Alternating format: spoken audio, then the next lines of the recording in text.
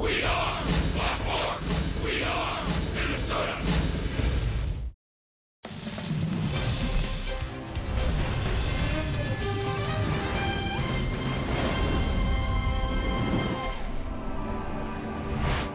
With back-to-back wins for the first time in over 3 weeks, the Twins look to make it 3 in a row with a W in the series finale against the White Sox inside Guaranteed Rate Field. The Twins turn to Kyle Gibson to get the job done this afternoon. While he's looking for just his second win of the season, he has the best ERA among Twin starters so far and a good track record against Chicago. He'll square off against James Shields, who's coming off of his best start so far this season. Welcome to Chicago, everyone. I'm Audra Martin. The Minnesota Twins have put together 2 great wins here in Chicago thanks to some impressive performances at the plate. Friday night, it was Brian Dozier and Eduardo Escobar leading the way. And last night, it was Eddie Rosario. He was just a triple shy of the cycle, but he finished up matching a career best of 5 RBI. It's the latest in what's been an impressive 9-game stretch for Eddie. In that time frame, he's put up 15 hits, 9 of which were for extra bases, along with 12 runs batted in. And his coaches have always credited him for that impressive work ethic and athleticism, but that's not all that makes him such a threat at the plate. I've always said as a hitter, he's just got really, really good hands. You know, we all know that, you know, he can chase some bad balls now and then, but he's got a He's fairly adept at being able to find contact, and each year it's gotten a little bit better. You know, you look at his ratio, strikeouts, walks. He's not maybe walking down the pace that he was last year to this point, but you know he's starting to feel really good. I think the warmer weather is something that he enjoys, and he seems to be picking up the pace. Kyle Gibson has had a good start to the season, and it can get even better with a win against the White Sox this afternoon. Dick Bramer and Roy Smalley take a look at how he's fared against Chicago. That's all coming your way next.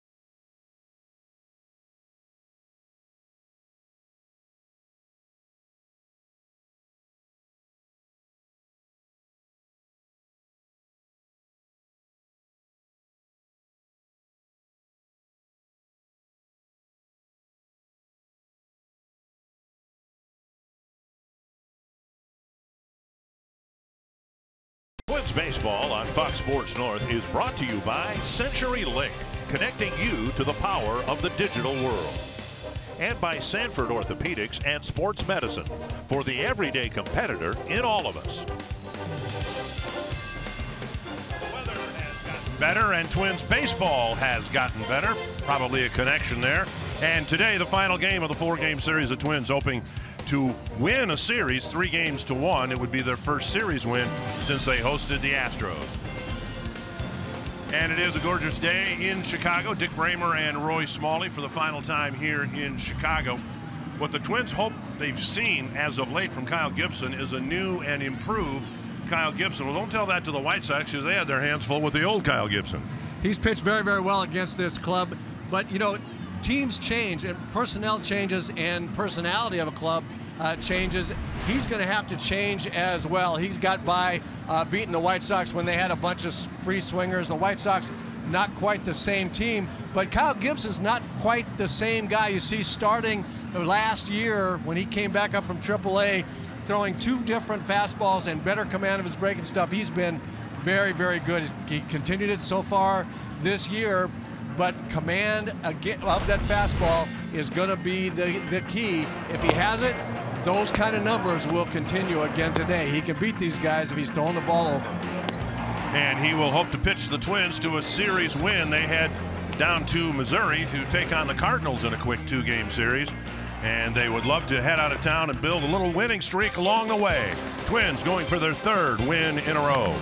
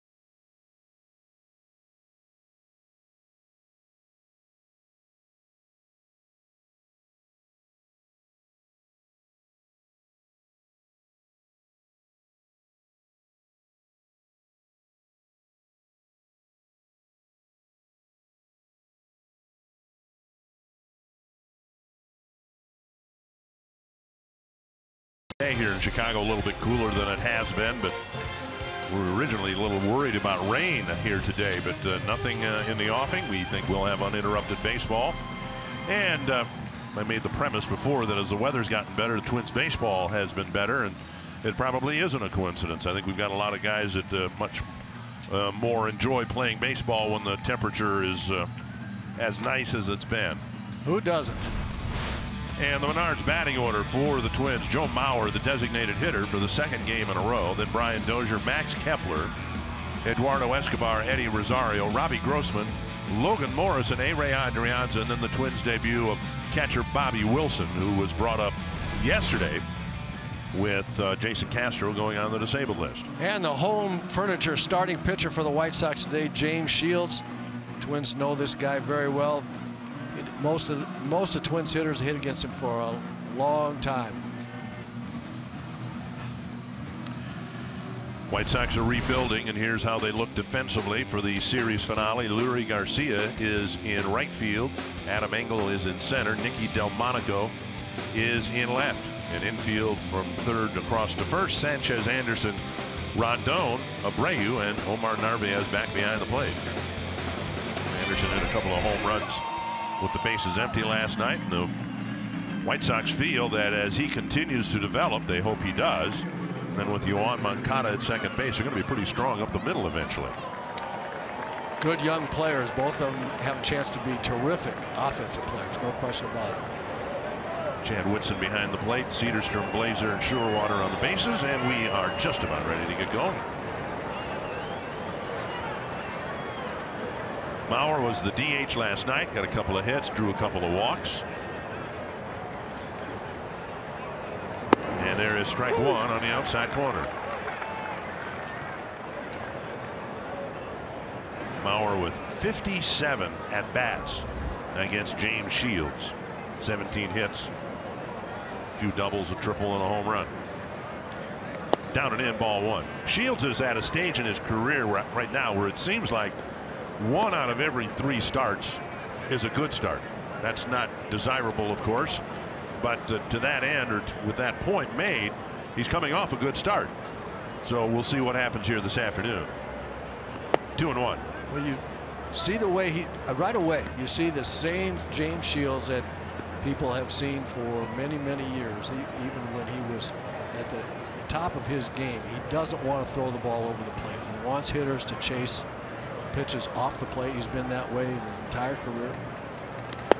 Now strike 2 and 2. We saw the Twins showing an awful lot of patience against Hector Santiago last night, and I would imagine that'll be one of the keys here today as well.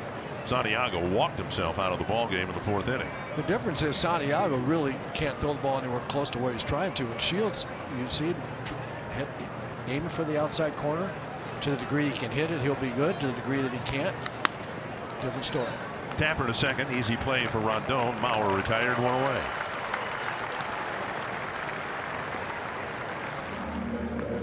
And our Pizza Ranch for the win, with the Twins hoping to make it 3 wins in a row. Keep the momentum going. The key to the game today, especially on the mound, Kyle Gibson, keep doing what you've been doing. Hitters, keep swinging the bats, keep the momentum going. This is an important game. Win this series. Get 3 out of 4 here. Start this road trip. Brian Dozier at the plate. Moved to the 2nd spot in the order Friday night. Had a great night. Not so much last night. Strike 1 to Dozier. Kepler will follow. Dozier's hammered James Shields over the course of their time. 36 at bats. He's slugging over 800. And he takes 1-1.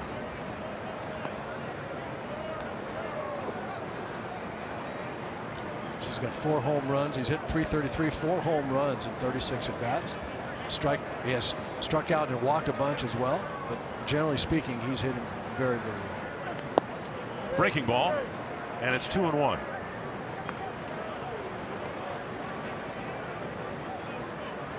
Twins fly to St. Louis after the game, play a game tomorrow night and Tuesday afternoon, then go to the West Coast for 4, play the Angels.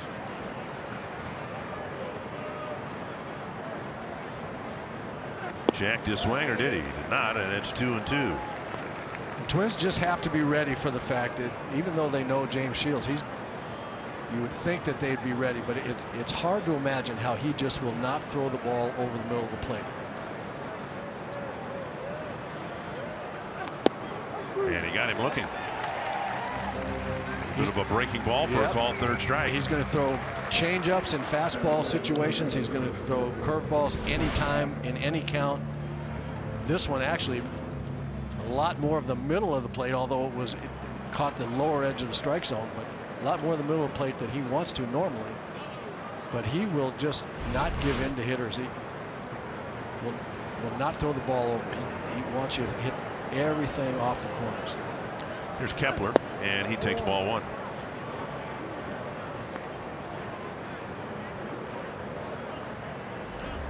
In the absence of Miguel Sano, Kepler's done a nice job in the 3rd spot in the batting order. Checked his swing, or did he? He did not. 1-1. Perfect example of 1-0 fastball count for many pitchers to get back in the count, not go 2-0, and he flips a little changeup up there and gets Max to chase. High pop-up left side. Coming in is Delmonico. And Shields has a quick 1-2-3 first inning.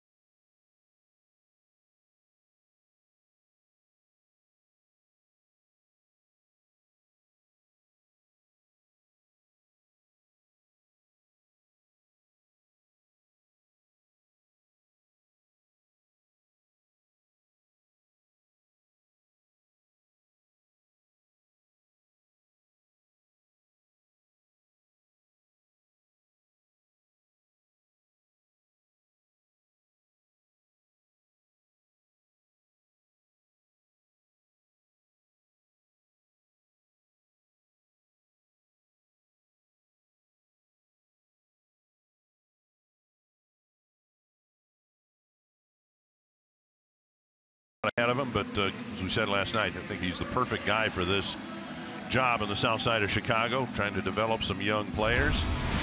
And the White Sox batting order full of young players. Leury Garcia leading off, then Yolmer Sanchez, Jose Abreu, the veteran in the middle, Nicky Delmonico, Matt Davidson, Omar Narvaez, Jose Rondon, Tim Anderson, and Adam Engel.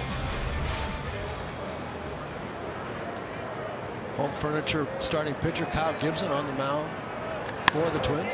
First ball hit to left, and Rosario is there. 1 pitch, 1 out.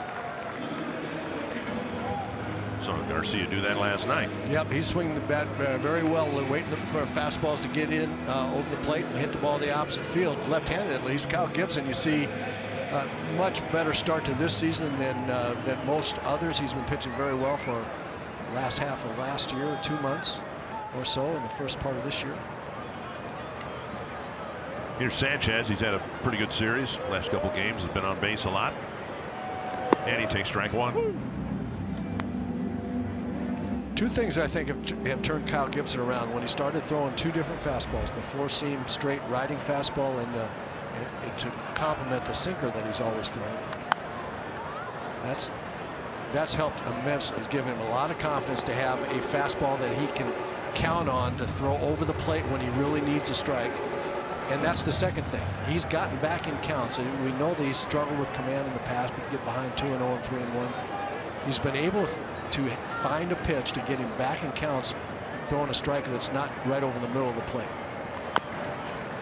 And his swing and miss rate is significantly higher than it was a year ago. Also because of, well, that's because of 2 things. The 2 fastballs, the hitters aren't really sure if they're going to get the riding one or the sinking one, and they'll tend to swing and miss that. But his breaking ball is miles better this year. He's throwing it in good spots, and the trajectory of the breaking ball is better than he's ever had it. High fly right field. Ranging over is Grossman. And on the warning track, he makes the catch, out number 2.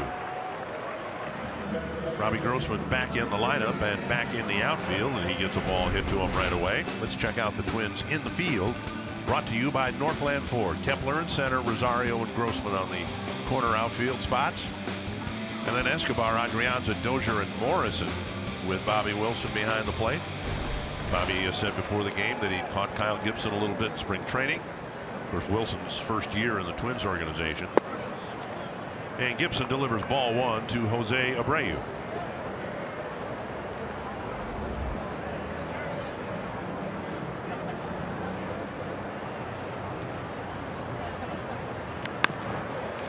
chopper to third. And Escobar has plenty of time, and Gibson on 7 pitches enjoys a 1-2-3 first inning.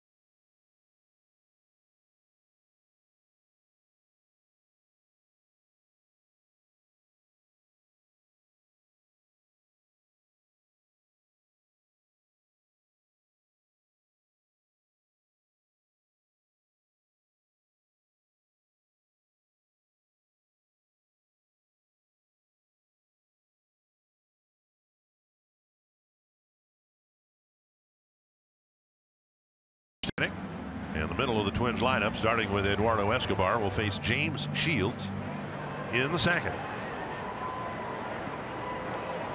Escobar has been really good hitting cleanup. See if he can get something started here in the second inning. Outside ball one. Baseball's a funny game. We talked about the number of at-bats that various Twins hitters have had against James Shields in their respective careers. Some guys have hit him well, and surprisingly, there's some guys in the lineup today that have not. Eduardo Escobar, one of them, takes a pitch off the plate that's called a strike. Maurer and Dozier have hit Shields well. Kepler, Escobar, Rosario have not, and that really surprises me. Abreu to the bag. He'll make the play himself, one away. And that'll bring up Rosario.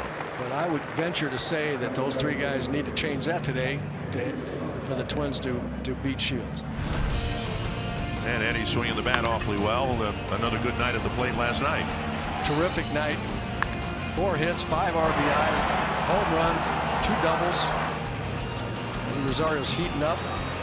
And as we talked about in the pregame show, he's going to be one of the premier hitters in the American League, in my opinion, as he continues to just get more and more familiar with the league. Lifted foul out of play. I've gone on the record as saying I think he'll represent the Twins at the All-Star game this year. Of all the the good young hitters that the Twins have, and of course Buxton's been hurt, Sano's hurt. I've got this guy going to the All-Star game this year, and hopefully a few others. 2 strikes. Got a chance to spend roughly a week with Eddie on the Caravan. We worked our way up to Ely, Minnesota, and it gives the broadcasters a great opportunity to get to know the players better, and just sense a very confident young man inside 1 and 2. And until you get up here and spend some time in uniform in the big leagues and get, whatever number of at-bats it takes, it's kind of hard to convince yourself that you belong. But once you've done that, ball chopped to the left side, only one infielder over there. Sanchez with the play, 2 down. Once a player has done that, it's the same game they played, from the time they were a little kid. That's where I think where Eddie is right now. He's just enjoying playing baseball. No question about it. I think he came to the big leagues. He came to professional baseball first, and then to the big leagues just believing he could hit. Yep. He just knows he can hit. And it really is a question of, okay, how do I take that talent that I have, that ability to hit, and apply it day in, day out to these big league pitchers? And refine it a little bit. They're still working on trying to get him to swing at strikes instead of just about anything that comes up there. 1-0 to Grossman back on the lineup tonight. And he takes outside 2-0. James Rowson said it really, really well.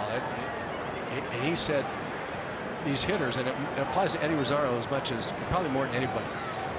First of all, they find out that they can get the big end of the bat to the ball. Then they need to find out, okay, which pitches are the ones where the big end of the bat does the most damage on that ball, the best contact. You can make contact with that pitch right there, but why do it? And why not wait until you get a ball where you really can drive and do some damage? Eddie Rosario is the issue for him will be just toning down his aggressiveness just enough, but not losing that aggressiveness. That's what makes him as good as he is. Show enough discipline to make sure that the pitchers throw strikes that you can do something with. Exactly right, and not just strikes, but the strikes that you want to hit. Until you get 2 strikes on you, and you have to protect. Get the ones that you want to hit. 3-1 to Grossman, and he takes strike 2. 3-1 breaking ball from Shields. Another example of the way he pitches. He'll throw you a fastball. He wants to show it to you somewhere close to, but not on the plate, and then get you with something else. A little pop up short left, and Delmonico comes in, and Shields has another 1-2-3 inning.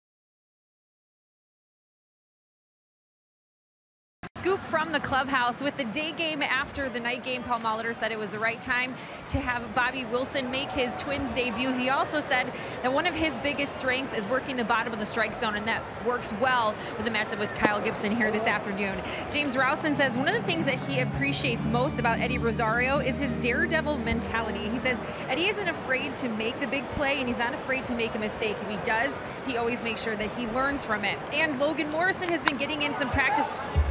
Wow, that came right at me. Sorry, guys. Logan Morrison has been getting some practice reps out in left field. He actually was the one to suggest it to Paul Molitor, saying that, you know, we've got some upcoming interleague games, and Paul Molitor agreed, also citing the fact you can never have too many options, especially when it comes to potential injuries, guys. Strike 2. Audra, don't worry about it. That was a good report, and self-preservation is always first and foremost. Get behind something down there. Protect yourself, Audra. That's dangerous down there. Or do what Ethan did here the other night and just run away from it. And do that. By all means, do that. Delmonico, the batter, 1-2 the count from Gibson. And another bouncer foul. So she's looking at the camera, right, as she should. And then this thing comes right at her. Hit the railing, or else it would have hit her.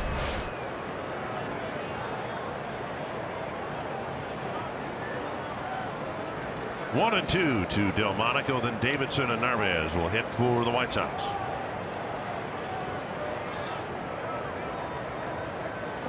Check swing. Wilson has made that play about 800 times in his career. One down. You know, we were talking about Wilson, and he'll hit, and we'll give maybe a chance to talk more about him, but he's essentially what Chris Jimenez was for the Twins last year. A veteran guy, spent more time in the minor leagues than the big leagues, but those guys are so invaluable to an organization in the event something happens, as it has to Jason Castro. They are invaluable, and you really do want a veteran guy if your #1 guy goes down. It's somebody that can work pitching staffs, receive the ball like that. And that's what Odd was talking about, what Paul Molitor said. Bobby Wilson is good in the low register of the strike zone, is what Paul said. That means he receives the ball very well. He receives it so that he gets pitches for his pitcher, doesn't take pitches, strikes away from him. Down and away, and it's 1-1. And Wilson never got a chance in the big leagues last year. He spent all year at AAA in the Dodger organization. 1-1 to Davidson. 2-1.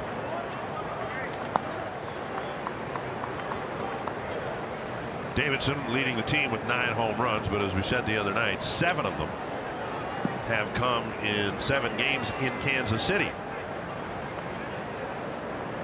Hit 3 of them on opening day in Kansas City. Foul.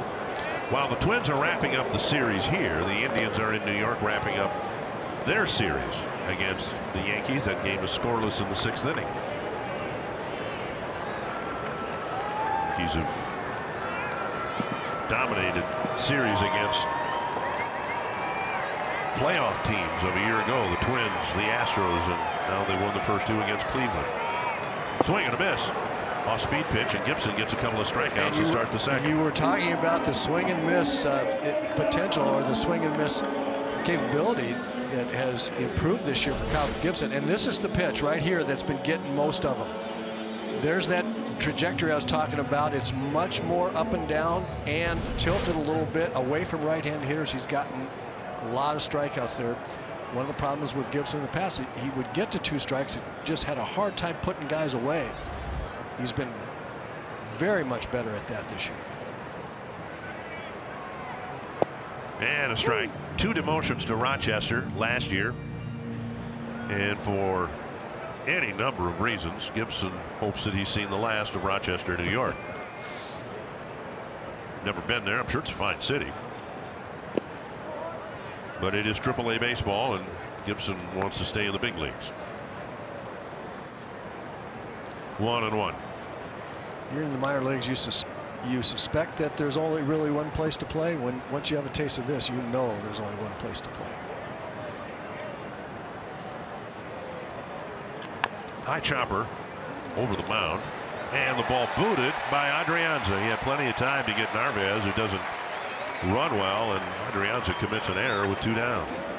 Well, he was trying to get to the short hop, and if he got there, it was going to be an easy play. Once he got there, he couldn't get. We got an in-between hop. There was no way he was going to pick it. You watch here. Once he sees he's not going to get to the next hop, he's got to back off and take his chances. There's no when you're running in that hard, you get an in-between hop. There's no way that you're going to pick that ball. He needed to back off, play the bigger hop, take his chances. That Narvaez was too slow to beat it out. Here's Jose Rondon, strike 1. Rondon made a plate appearance last night, and it was an epic plate appearance, fouling off a lot of pitches and then finally hitting a bullet to Escobar to end the inning. And in the lineup today, with Yohan Moncada going on the disabled list with a hamstring issue yesterday.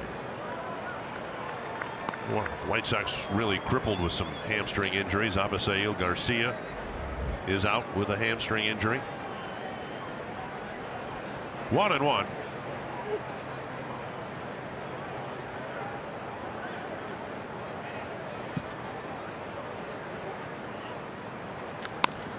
Adrianza makes a nice play, flips, safe at second. So Narvaez fast enough to beat the flip from Adrianza to Dozier, and the inning continues. Adrianza made a nice play to dive and catch the ball, and then just couldn't quite get up and get enough on the underhand throw to beat Narvaez to second. That is the first hit. Watch him right here. It just takes him a little while, and then the underhand flip, not with a lot of mustard on it, and he just couldn't quite get there in time. And now Tim Anderson with 2 men aboard and 2 out. Ball hasn't left the infield, but the White Sox are threatening. Big swing and a miss. Anderson, as we said, hit a couple of solo home runs. He swung there like he wanted to hit a 3-run homer. He is a fastball hitter first and foremost. And that's a great pitch to start him off with, a breaking ball, something else other than a fastball, because he is all about the fastball when he goes up there. Breaking ball hit to center, and Kepler ends the inning. Kind of an untidy inning for the Twins, but no damage done, and we head to the 3rd.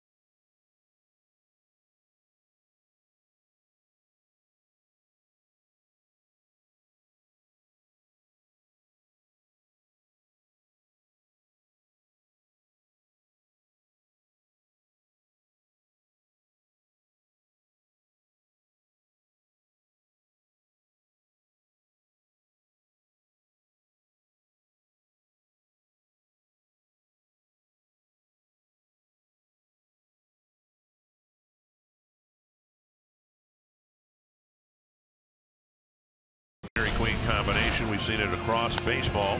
As the mercury has been climbing, so have the team batting averages.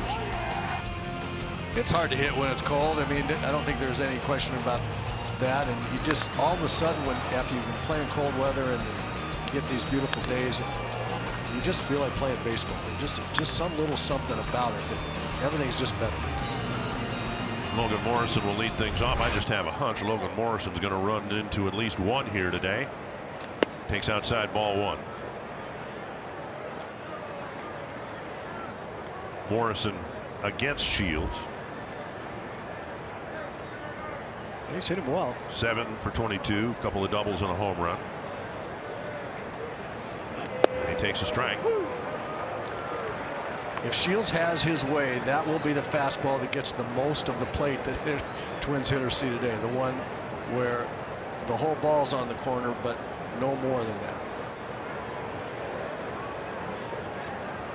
Driven hard to the gap in left center, and making a nice running catch is Engel. He was playing in right center, and the ball was hit to left center, but he's got a lot of speed, and he was able to get there. 1 down.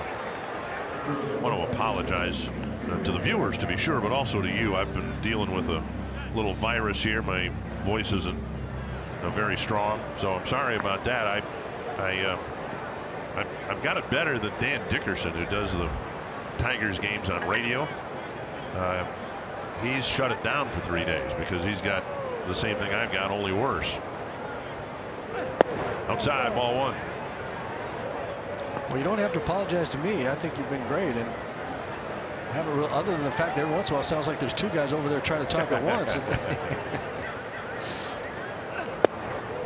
Swing and a miss. by Adrianza. Every once in a while I wonder who that guy with the higher voice is. Right. That was me at age 12. And any other guy was me at age 14. Adrianza offers at it, and it's 1-2.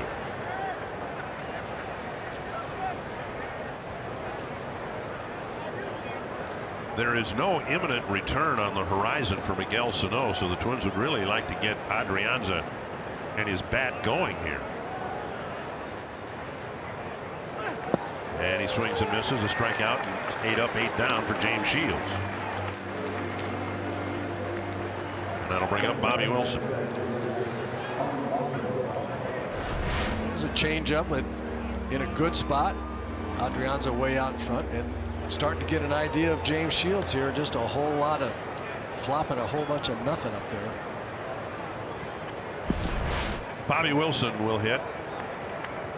753 big league at bats, 16 home runs, and he lifts one to right field, and Garcia makes the catch, and James Shields is perfect through 3, throwing all of 8 pitches in the 3rd inning.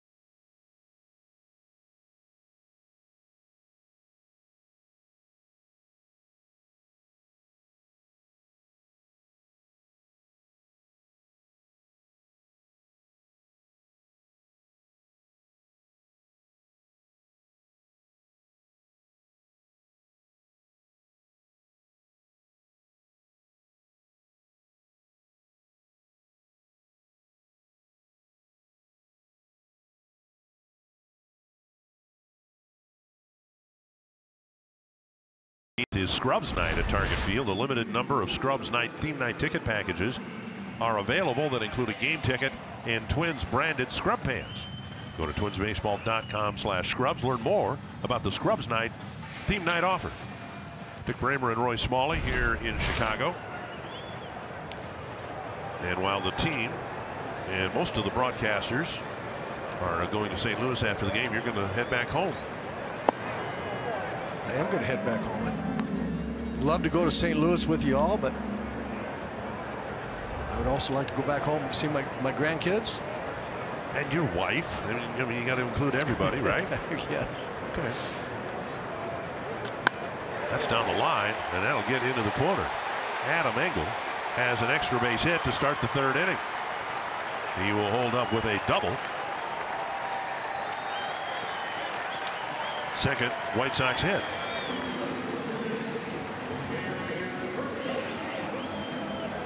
And that'll bring up Lurie Garcia. Kyle Gibson trying to throw the sinker down and in to Engel. Just didn't get in far enough. This guy's swing is a low fastball hit and swing. Kind of like a typical left-handed hitter, actually. Threw it right where he likes to swing. Garcia lined out to Rosario in the first pitch he saw in the 1st inning. Squaring the bunt and bunting in the air. No play, 1 strike. Should mention that Torrey Hunter will be on Twins television for the balance of the road trip to in St. Louis. Actually, we're only doing the last 3 games in Anaheim. God, it'd be good to have Torrey on there. Always fun to listen to. Great stories. Knows a lot about the game. Some stories to tell about Torrey Jr. is doing a nice job in the Midwest League in the Angels affiliate there. There's a bunt hard to Escobar, and he makes the play. And David Engel rather goes to third base. I've heard it said so many times up here with a variety of partners, that's exactly how and where you want to bunt the ball, right? If you want to get the guy to third base, bunt it hard to the third baseman. Yeah, you want to make the third baseman come in and field the ball. There's no question about it. If you're going to bunt it hard, you definitely have to bunt it to the third baseman. You don't have to bunt the ball hard. If you deaden the ball off the end of the bat, you could bunt it right back to the pitcher in no man's land between home and the mound and get the guy over the same way. But if you're going to bunt it that hard, make the third baseman field it. Twins have the infield in here for Sanchez. And a nice block by Wilson. Very nice play. That pitch darted down and in, and Wilson was able to control the bounce. Started down and in, just kept going further down and in, and he got out there. That's textbook right there. You see how not only did he block it, but he deadened it against his chest protector. Very nice play. Those are the kind. That's what you want, as you were saying, Dick, from the backup catcher. A veteran guy knows how to do that kind of thing. Little things win ball like that win ball games. 1-1, and we saw that from Jimenez last year.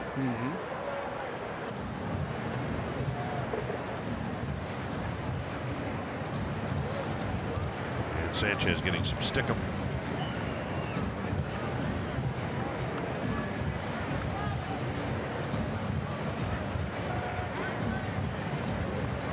Sanchez with a fly to right. A fairly deep fly ball down the right field line. Grossman caught it on the warning track. He'd like to do at least that again here in his second plate appearance. This is where Gibson's swing and miss improvement could come in handy. He would love to get a strikeout here with the runner at third and one out. Take a pop up for that matter. Missing inside.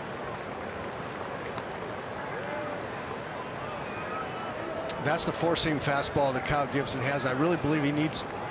One of the reasons he's been so much better is that he needs that pitch against left-handers in particular, and specifically against a guy like this, low ball hitter. The sinker is a good pitch for this guy to hit, so throw something, have something else. And Wilson tags him, but it's only strike two. Showing that four-seam fastball inside. A hitter has to make contact with that ball if he's going to hit on the big end of the bat, way out in front of the plate. So it gets a hitter a little jittery, a little jumpy about if he's going to come in there, I've got to be in a hurry, and then it makes him vulnerable to the off-speed pitch, like we just saw when he way out in front swung and missed at a curveball that was actually bounced on the plate. And that was because of that fastball pitch before that. 2-2 now. And he got a piece of it. Sent it over by Audra Martin again.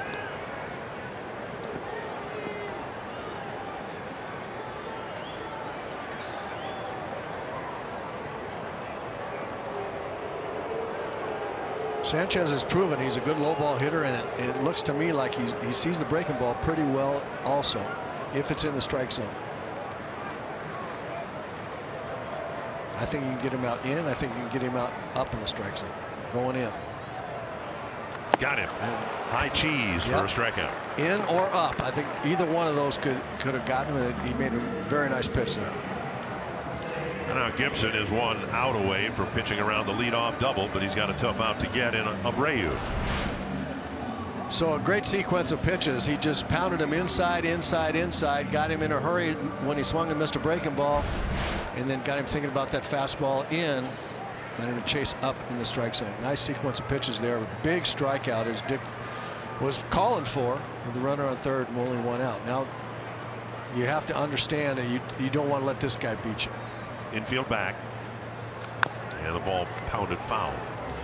You know, not so much on the last strikeout when we showed the sequence of pitches, but Gibson's got something going for him finally.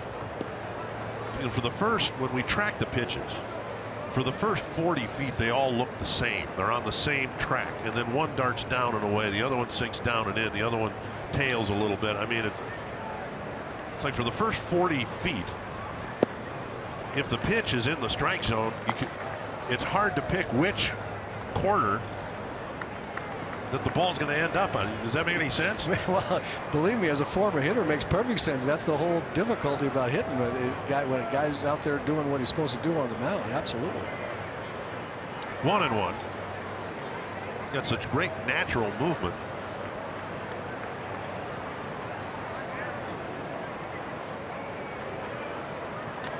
Pounded foul. That was a breaking ball there, but I mean, it comes out of his hand and it looks like it's going right down the middle, and in that case it was down and away from a right-handed batter, but it could have sunk and been down and in. Could have had, you know, a little extra if it was the four-seamer. Might have ridden in right above the strike zone. Well, the two things that have happened is that when he has the four-seamer now, the ball that doesn't sink, that gives a hitter something completely different to think about. You can't throw enough sinkers perfectly on the knees to get guys out consistently. Sooner or later you're going to throw it in the middle of the zone. You have to have something else, and he's developed two other really good pitches. That one right there, not quite high enough to get Abreu to chase, but that's a very good try with 2 strikes, and that's been a swing and miss pitch.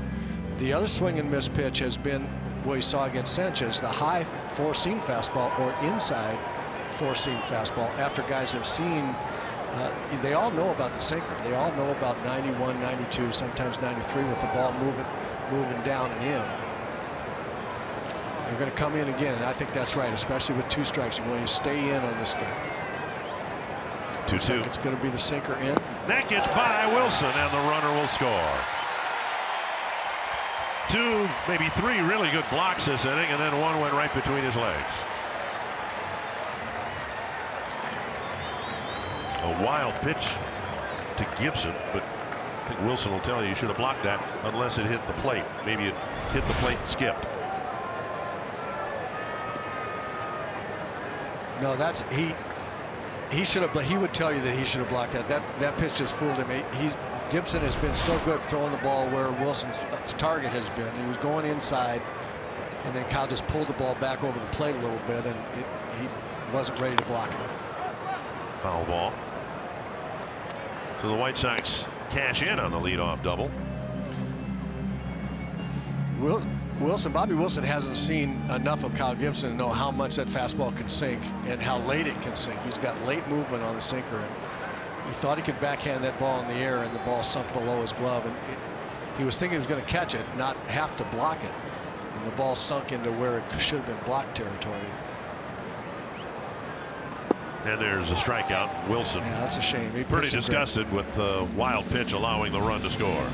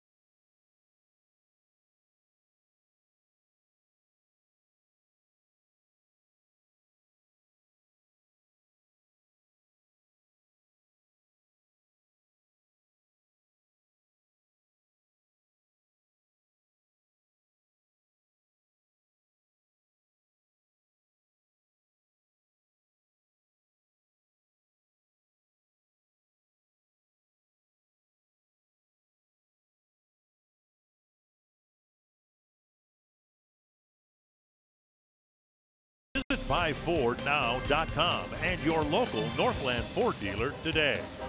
By Grand Casino, the best stories start here. And by Menards. Save big money at Menards on all your home improvement needs. Joe Mauer to lead off the fourth for the Twins. Shields has had 3 perfect innings. Twins didn't get a base runner aboard in the first 3 innings at all, and there's a first pitch strike to Mauer. So we'll see what the second trip through the lineup brings for the Twins. Maybe they'll all bat here in the fourth.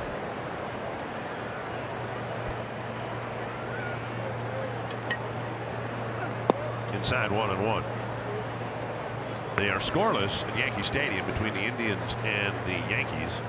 Domingo Germán for the Yankees threw 6 no-hit innings against the Indians, and then they pulled him.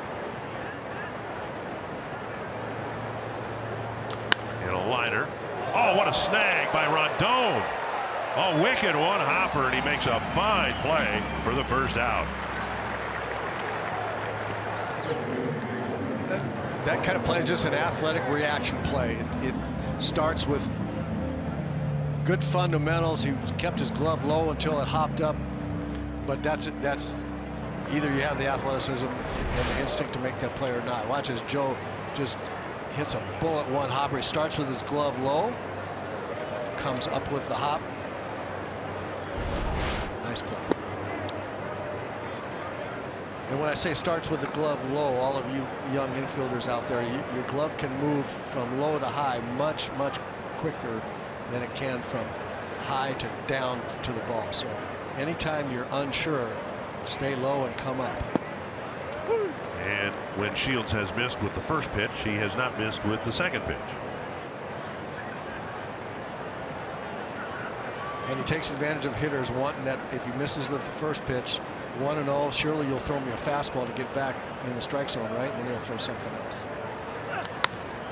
And a line drive caught by Sanchez. 2 bullets for 2 outs here in the fourth.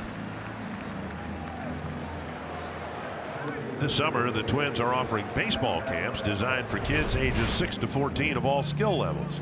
Campers receive a full Major League Twins uniform, a VIP trip to Target Field, including a chance to meet a Twins player and coach, plus much more. It's as close to the Twins baseball experience as you can get without being drafted.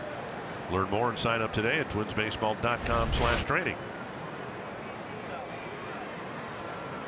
Kepler takes strike 1.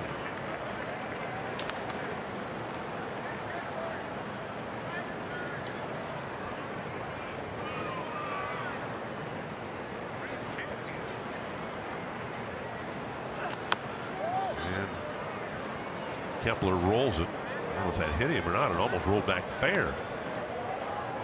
Fouled that off a foot. Must have was flexing that right leg. 2 strikes.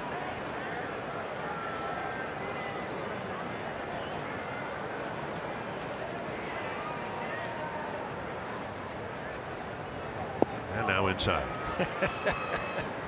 At 69 miles an hour. That's I mean, you just don't expect to see anything like that, and that's what makes Shields good. You never know what kind of speed you're going to get. Well, he used to throw 93, 94. Right. He's throwing 89 or 90 now, and so when he threw 93 or 94 and was nibbling around like this, he was fantastic. Now he really has to rely on guile and speed changes of the pitches. What's the old saying? Necessity is the mother of invention. Well, he's had to do this because, I mean, 2 years ago he came to the White Sox and had an ERA of 6.77. Last year 5.23. 2-2. And Kepler strikes out. James Shields, for the first time as a member of the White Sox, has retired. The other guy's 12 up, 12 down.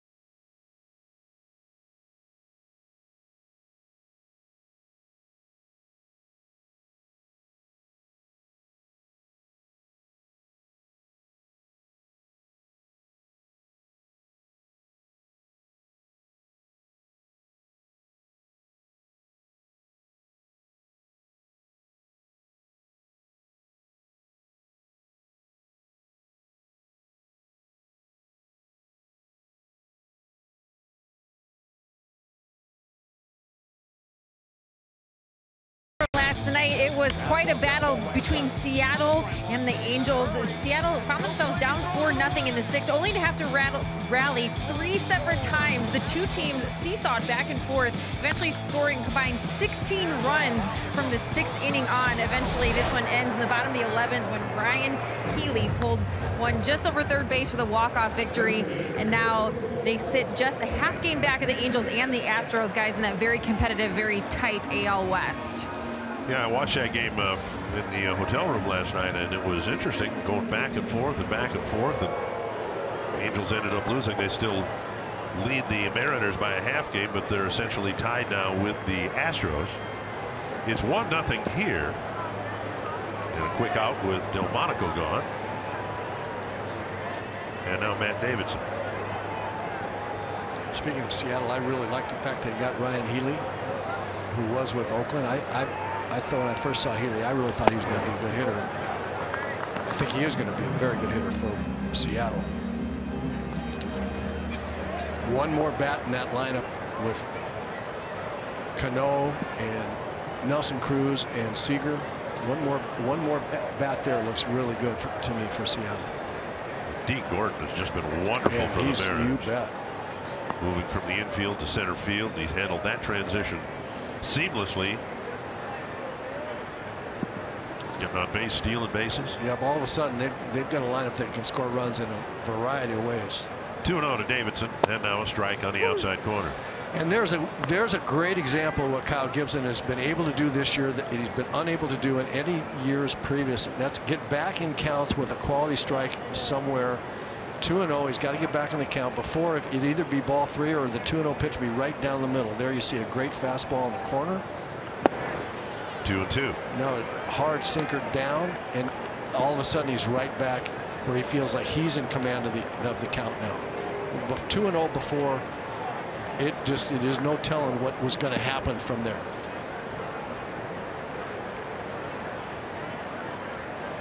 Going to try to strike him out with that breaking ball in the outside corner. 3-2.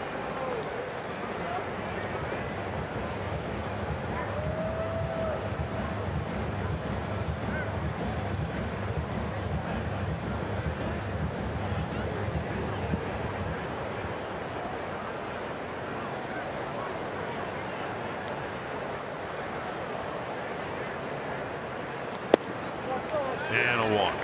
First of the ball game. Davidson aboard. That'll bring up Narvaez.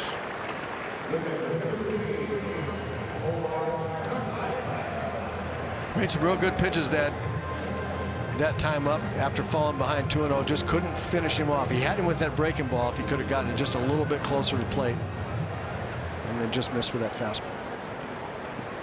Narvaez reached on an Adrianza error. He was the first Chicago base runner, and then they got an infield hit, but Gibson ended up getting Anderson to get out of the jam.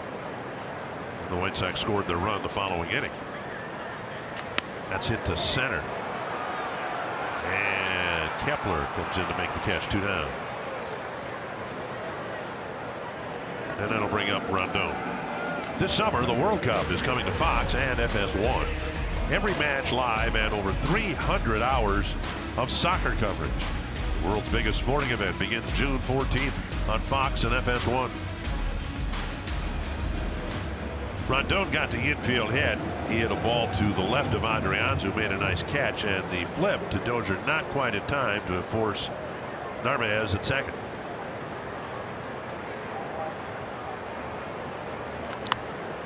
Fouled over the Twins dugout.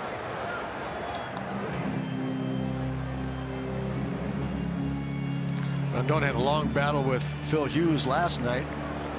Fouled off 7 or 8 or 9 pitches. He was right on every breaking ball Phil threw. Hit one down the left field line hard. Hit a lined out finally to Escobar. Looked like he sees the breaking ball pretty well, at least from Phil Hughes, who did last night. Foul back, 2 strikes. Rick Renneria described Rondon yesterday as a utility guy. They can move him around the infield a little bit. Gives the White Sox some good at bats, and the one last night was really good. Kept battling. 2 strikes to Rondon. And Wilson slides to his right, makes the stop. 12 pitches, 8 fouls in the at-bat last night. You see the difference in his ability to block the ball when it's a break. When he's called a breaking ball, he knows a breaking ball is coming. When he sees the trajectory outside and low to begin with, he knows he's got to get way out there in a hurry because it's going to keep going that direction. The sinker they let get by him really, I think, really fooled him that it had such late sink movement. He thought he was totally prepared to just backhand that ball, catch it in the air, and the ball, he wasn't prepared to block it with his body. The ball skipped under his glove.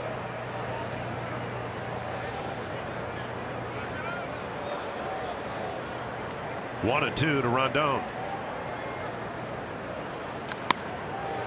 Dozier with a great diving stop to his left, and he makes the play. Brian Dozier, great range to his left, and he gets the final out.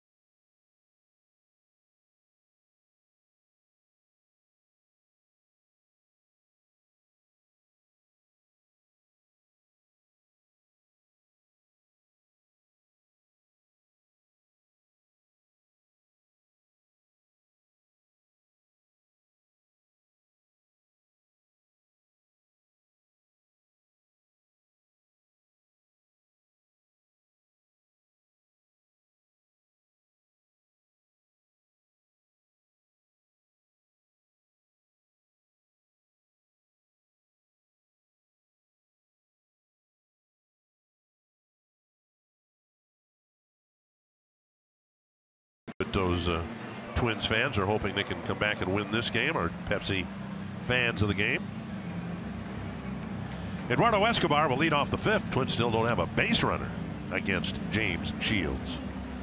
Last two starts now, 10 innings, just 2 hits and 1 run. So he's taking the success he had in St. Louis against the Cardinals and extending it here today. And Escobar swings and misses, 1 strike. James Shields, a veteran guy, has now figured out how to just let opposing hitters get themselves out. Nubbed on 3 hops. Sanchez to Abreu, 1 away. And there's a perfect example. 2 changeups in a row to Eduardo Escobar. He's looking for a fastball, just praying that he gets a fastball. His body and hands on fastball speed, and he swings and misses a changeup, and then hits another changeup off the end of the bat. Just have to understand that you see the ball in the middle plate. If it's a fastball, it'll be the most egregious mistake in James Shields' mind it could possibly be. He just does not want to throw a fastball where you can hit it. Outside with a fastball.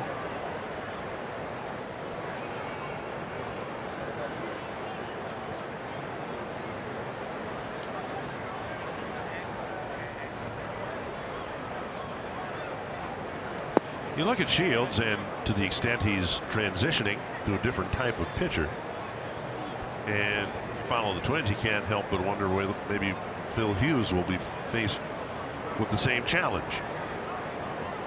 Diminished velocity. Here's a high fly, short center. Angle coming in. 2 down. And maybe Phil will have to find a different method to get hitters out. With Shields, it's a matter of control and throwing softer stuff. 2 down. Now Grossman. Another good example of it to Rosario. He threw a fastball outside, 1-0 count. Hitter wants a fastball, threw him a changeup. Eddie did a good job of laying off of it, 2-0. There's a ball hit to right center field, but it's hanging in the air. And it's Engel with the catch. 5 perfect innings for James Shields and a 1-0 Chicago lead.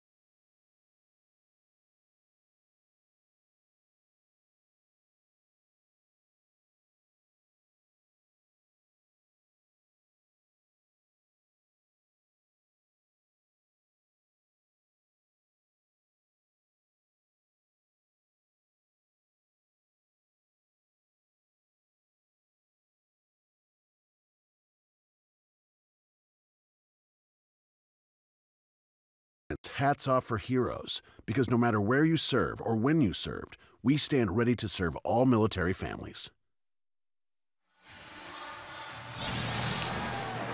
1-0 Chicago. The Twins haven't had a base runner. James Shields has been perfect through 5. It's the second time in his big league career that he's pitched 5 perfect innings to start a ball game. He has never retired a 16th batter straight to start a ball game. So see what happens in the 6th inning. Tim Anderson leading off. He takes ball 1. Anderson with a fly to center his first time up.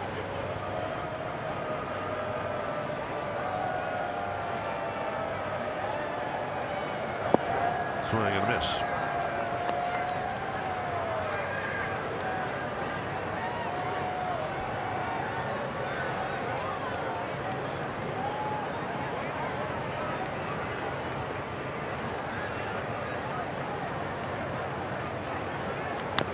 And foul towards the Chicago dugout.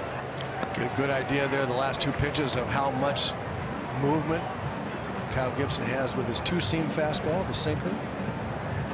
First one swung over the top of it as it darted down in. That one he was just trying to fight off of his fists. Go back in there again. Sink the ball down. Yep. Got the strikeout, 1 away. 3 just darn near perfect sinking fastballs right there. That'll bring up Adam Engel. Look at the target right here. Just ideal. There's a target down and in. Started for the middle of the plate. Let it sink down under the bat of the right-hand hitter. Really nice. Engel cracked a double to the left field corner. Eventually came around to score in a wild pitch after the 2nd out. Strike 1 on the outside corner. There's that curveball on the outside corner. Fans that saw him pitch so well in the Bronx against the Yankees, Dick, he just time after time is throwing that same pitch right there to strike good Yankee hitters out. Outside, 1-1.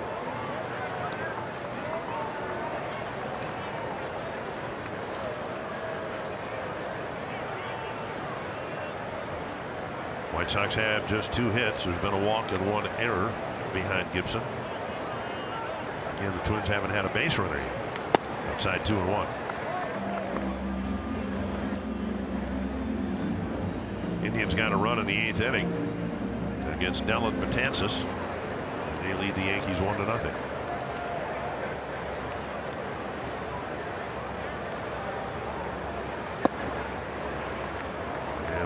front, swing and a miss, 2-2. Nice changeup there.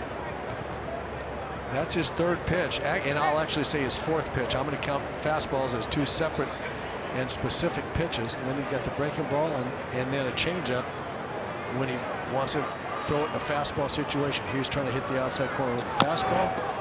That's up the line, and it will kick foul.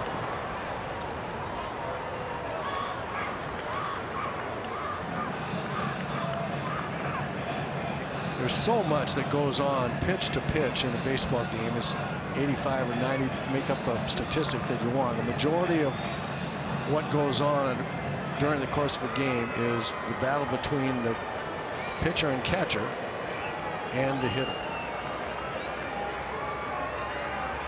There's so much that changes with every pitch.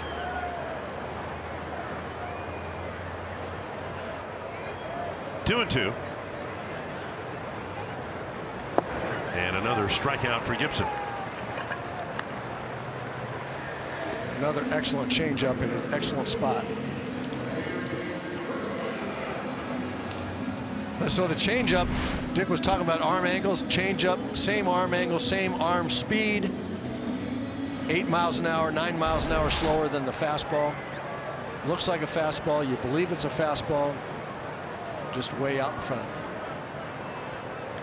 2 down, and now Garcia.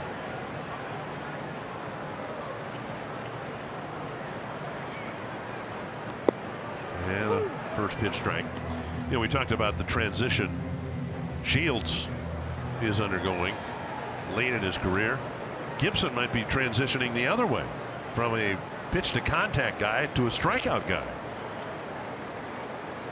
Came into the game with more strikeouts than innings pitched. And he's got what, 6 here through 5 innings today. He's a completely different pitcher, starting with his recall last year.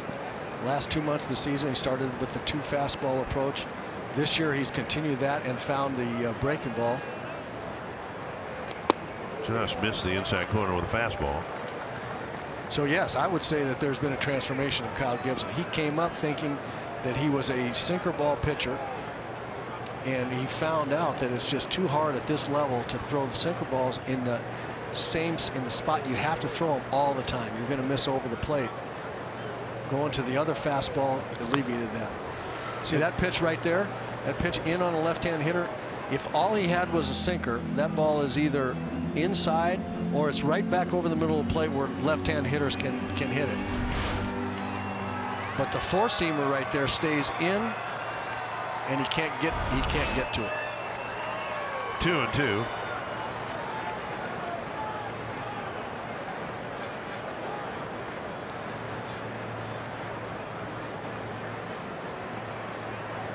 And a strikeout of Garcia. Gibson strikes out the side, but he and the Twins are trailing 1-0.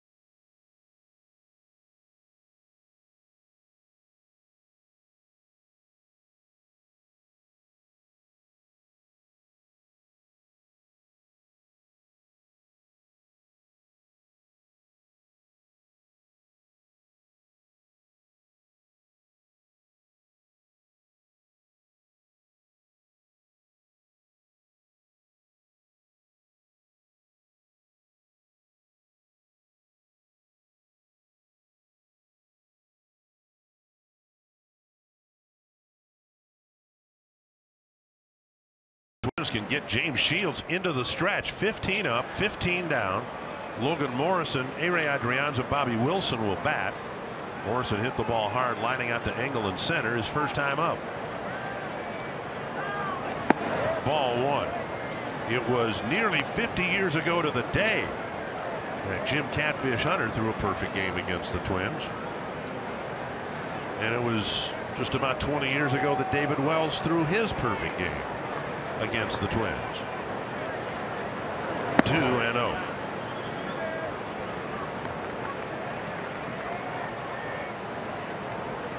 Shields has kind of had a year like Lance Lynn. We talked about his control issues. Walks have been a big problem for him in most of his starts, but not the last time out, and certainly not tonight either.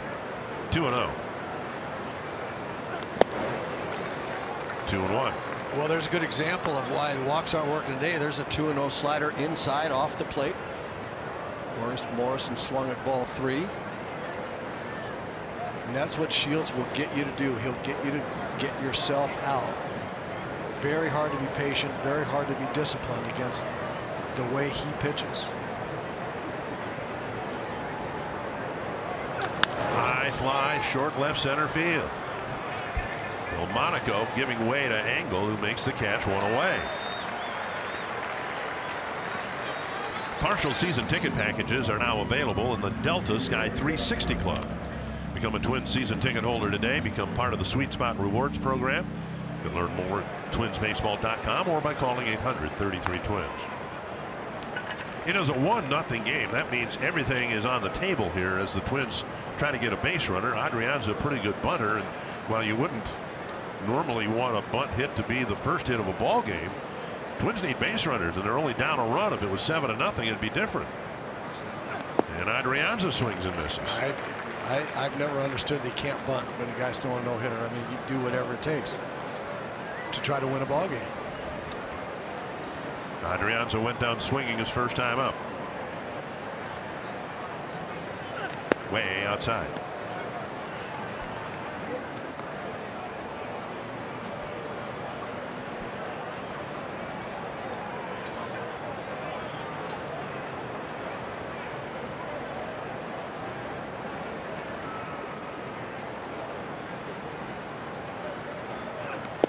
Inside, close pitch, 2-1. Good take by Adrianza. We've seen a lot of the left-handed batters, including Morrison just a few moments ago, swing at that pitch. It is a good take, and not just because it was a ball, but because that's not a pitch that Adrianza wants to hit. He's going to make it out on that pitch if he swings it. 3-1. Bobby Wilson on deck. Same with that one. And now because it's 3-1, doesn't necessarily at all mean you're going to get a fastball, even though most times 3-1 a hit pitcher will throw a fastball to a hitter. This could be anything. And ball 4, he walked him. So that's a very, very good job by Adrianza. One of the first at bats where the hitter didn't get himself out, swinging at something that he ought not swing at, that stuff that Shields is flopping up there. Wilson hit a fly ball to right his first time up.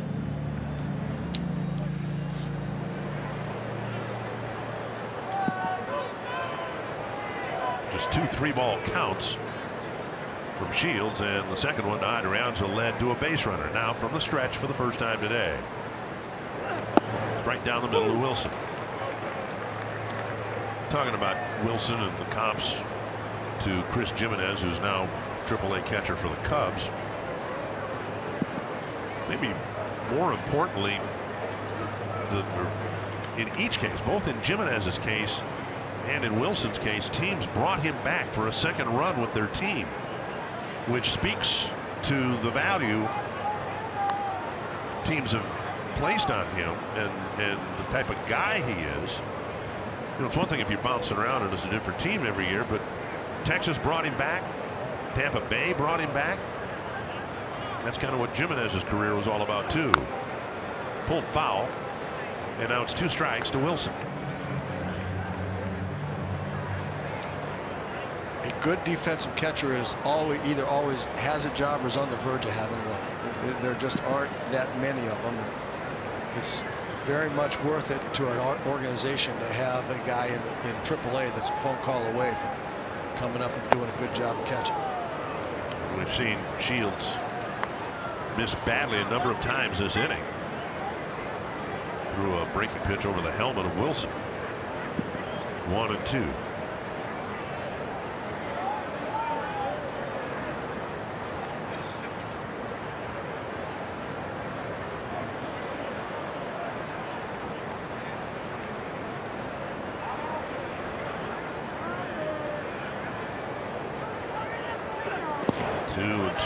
Adrianza can steal a base, but Shields just in this at bat has alternated his tempo, his time from the stretch so well. Adrianza, I don't think, can get a good read on him over there. Another thing a veteran pitcher knows how to do. He's got a relatively slow move to the plate in his normal delivery, but if you can show a base runner a different delivery speed or two, then it puts doubt in his mind. It gives him, it just makes it hard for him to feel comfortable about going.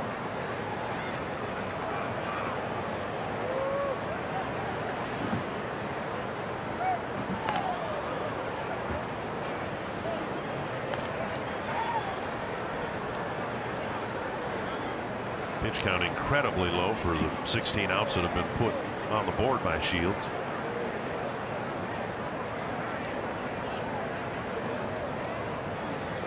Two and two to Wilson. Breaking ball got him. 2 down, and that'll bring up Bauer. Twins go to St. Louis from here, and they will not see Yadier Molina behind the plate. In fact, Molina won't be catching for quite some time. He took a foul tip in a very sensitive area, shall we say, and he was seriously injured by the foul tip. And they say he's going to be out at least 4 weeks. So not only will he not be catching for the Cardinals in St. Louis, when they come to Minnesota the next week, he won't be catching then either. Here is Mauer. 2 ground balls to the second baseman, Rondon. Up and away, ball 1. The second ground ball in the 4th inning, Joe really hit a smash, and Rondon made a great play. That's the closest bid the Twins have had to getting a base hit against Shields here this afternoon. Ryan Dozier came up right after that and hit a bullet right to third baseman.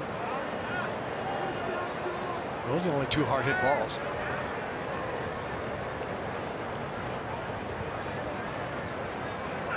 And a strike, 1-1.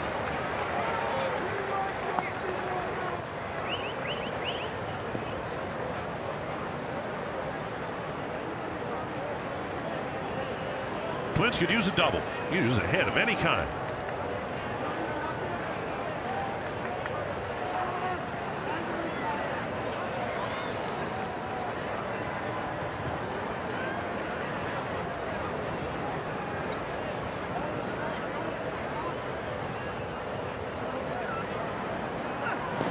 Blocked, but Adrianza will scamper to second and be in safely.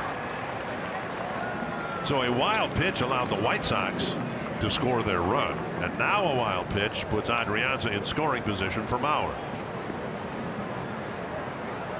Good job of base running there by Adrianza. He was ready to go. He saw that ball in the dirt. He was moving towards second when he saw it bounce in the dirt, and then when he was able to see it bounce away and took off. You're a base runner, you always have to be ready to take the next base and anticipate what's going to get you to the next spot.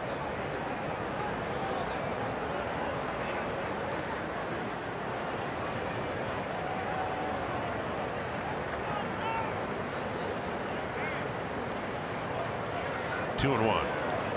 3 and 1. Dozier on deck. The White Sox have always shifted Joe extremely to the opposite field, and you can see where the right fielder Larry Garcia is playing. And if Joe can somehow hook the ball down the corner, the Twins might have a 2-1 lead. Well, it's a possibility with Shields on the mound. He's throwing so much soft stuff. Off the handle of the bat, really got in there on a 3-1 pitch. And the Twins have been held hitless through 6 by James Shields.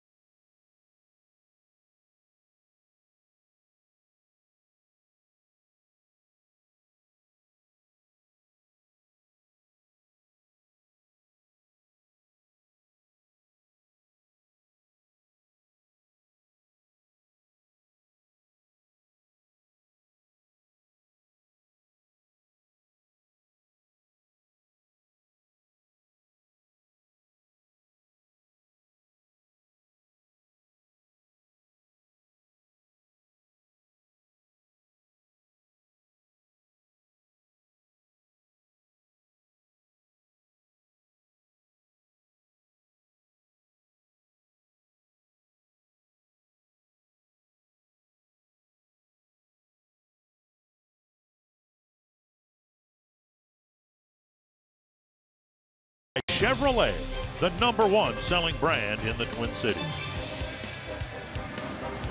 James Shields has pitched a no-hitter through 6. In his last start, he only lasted 6 innings, gave up 2 hits, so he's been on a roll in his last couple of starts. He and the White Sox have a 1-0 lead. Here's Yolmer Sanchez. Swing and a miss. Well, Kyle Gibson's been, I was going to say every bit as good, not the case, but obviously because Shields hadn't given up a hit yet, but Kyle Gibson has been terrific as well. And a line drive to right center field, down for a hit. Grossman better hustle or he's going to give up a double. Well, it's going to be a double.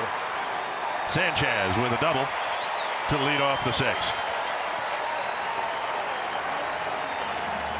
That's what I was talking about earlier with Sanchez. Good low ball hitter, and I think sees off-speed stuff very, very well. Got a change up there in the middle of the plate. And hit it into right center. Higher than he wanted to, that Gibson wanted, but he saw where that ball went. Sanchez did, and was off right away, right out of the box. Turned into a pretty easy double. After Engel's leadoff double in the 3rd, Garcia laid down a sacrifice bunt. This is a different animal here with Abreu at the plate.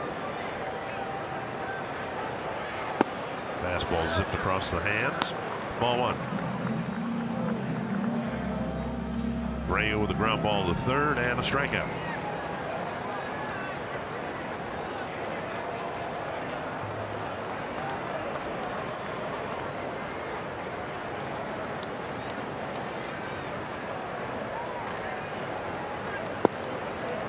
And now 2-0.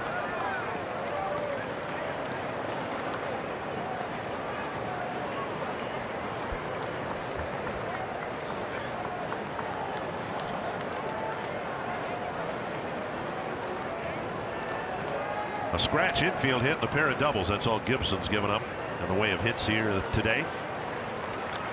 Drilled foul.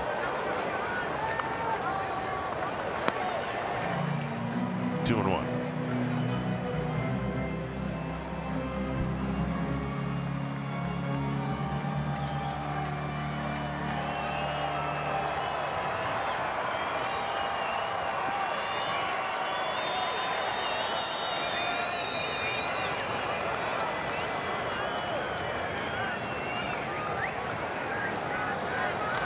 That's punched to right. Grossman running towards the line, makes the catch. Tagging from second, going to 3rd to Sanchez. 1 away.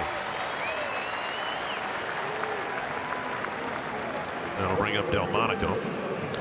In today's Minnesota Lottery Winner Circle, we're celebrating Sergey and Bonnie's 24th anniversary. They won $100 in scratch tickets for being featured. Congrats. Are you game? Say I am in. Happy anniversary. Here's Delmonico. And Garvin Alston is going to come to the mound.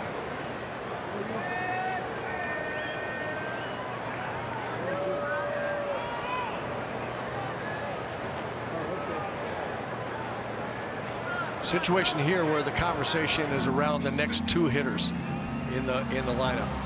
How are we going to pitch this guy? And remember, you don't have to give in to this left-hander if you feel like you've got stuff to get the right-hander out on deck.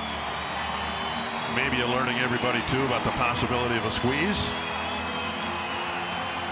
Could be. Generally speaking, you don't squeeze with a left-handed hitter, but doesn't mean never. But I would think, I wouldn't think that Renteria would have his 4th hitter squeezing here.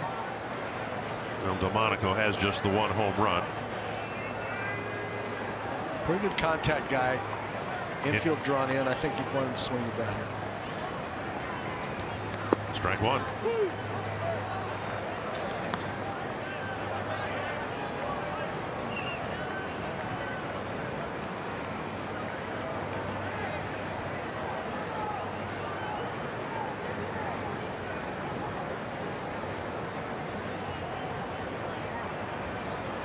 Up and away. Wilson with a look down the line. You can see the first 2 pitches there, what the conversation was about. Going to stay in on this guy. Wilson moved inside first 2 pitches. And I think that's right. I think you have to impress Nicky Delmonico that you're coming in if you want to get him out with anything else. Otherwise, looking out over the plate, he'll drive that run in. He's coming in again. 2-1.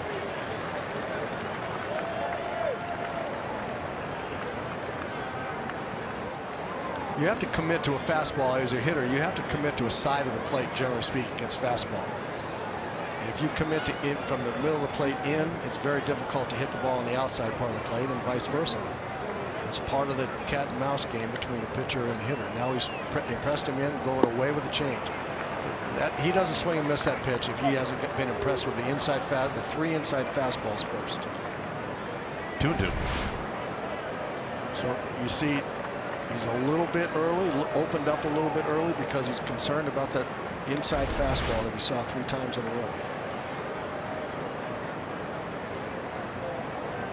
Back in there for the strikeout. And he missed. 3-2. Close. Good try.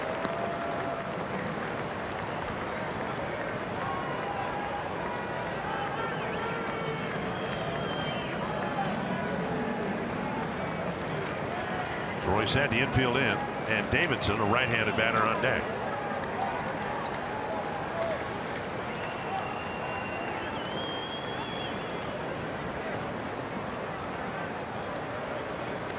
And he missed. He walked him. And that'll bring Davidson up with runners on the corners. It's a whole new ball game with RBI Baseball 18. RBI Baseball delivers an all-new franchise mode and much more. RBI Baseball 18 is available now. You can learn more at RBIGame.com. Rated E for everyone. I want to get back to what you said at the start of the Delmonico at bat. Tell the viewers why you'd be less apt to put a squeeze play on with a left-handed batter. Well, pitcher's in a stretch, and he's looking right at the runner, and the catcher's looking right at the runner with a left-hand hitter there, and he can see him go early. You can pitch out to the runner's side, or you can, if he sees him at the last minute, you can throw the ball out in front of the plate. The catcher can lean right out there and catch the ball and tag the runner out. Swing and a foul. So if you can throw it far enough outside to a left-hand hitter at the last second, you can make the left-hand hitter miss the bunt and tag out the runner coming in. You can see him. If the right-handed hitter's up there, where are you going to throw the ball? Even if you do happen to see that the runner takes off early.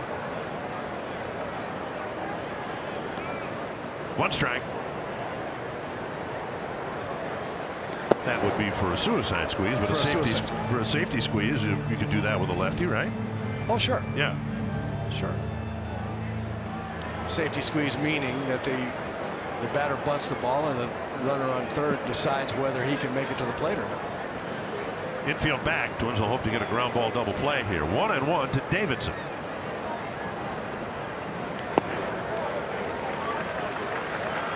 Two and 1. Only run of the game came in the third after Engel's leadoff double. And here in the 6th, Sanchez started the inning with a double. He's at third with 1 out. Really liked the way that Twins decided to try to get Delmonico out. Delmonico did a good job of laying off those pitches. Gibson pitched him well, just didn't get him. Swing and a miss. But there's not a lot of downside. You stay inside of Delmonico, you're either going to get him or he walks, puts the double play in order. You've got a chance here with Davidson just to get a strikeout or a double play ground ball if you can throw the ball where you're trying to throw it. And the swing and miss ability that Gibson's now developed gives him 2 means of trying to get out of jams like this. He can strike out Davidson instead of relying on that sinker to get a round ball double play. 2-2 to right, and Grossman will charge and make the throw. It comes through, but not in time. 2-0. Nice job by Davidson getting an airborne to right field, a sacrifice fly, his 19th run batted in of the year.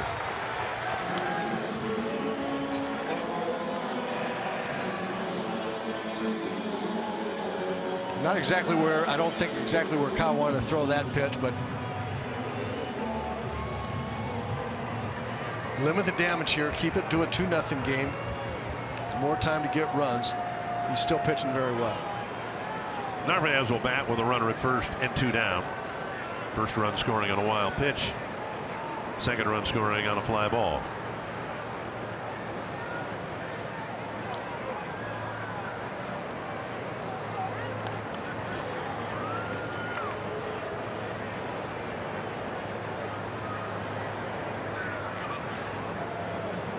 First time tonight the Twins have activated the bullpen. Trevor Hildenberger getting loose. Gibson's pitch count climbing towards 90. The way this Twins team has been scoring runs, you'd gladly take 2 runs over 6 innings. You bet. Well, Kyle's pitched very well.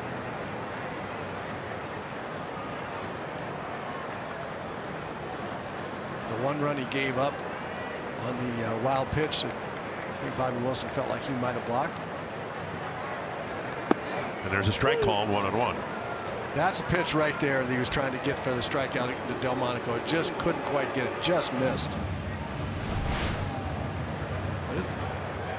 This is what you want to be able to do. You either hit the corner or you miss inside, which is what happened with Delmonico.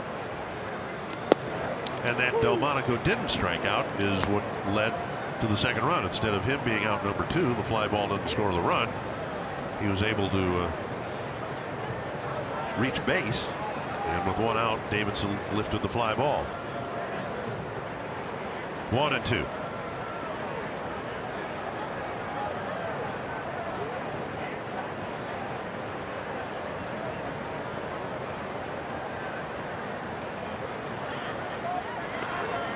Yankees coming back on the Indians. Aaron Judge has just hit a home run, and it's 4-3. Cleveland in the 8th inning.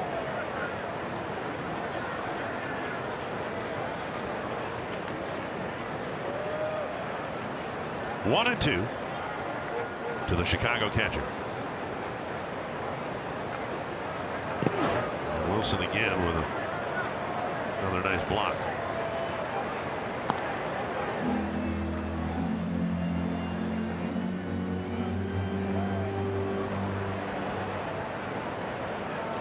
Twins have a night game and a day game in St. Louis.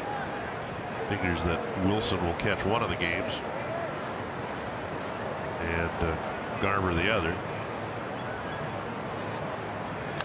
To right, and Grossman is there to end the inning. But for the second inning this afternoon, the White Sox start the inning with a double, and it leads to a run.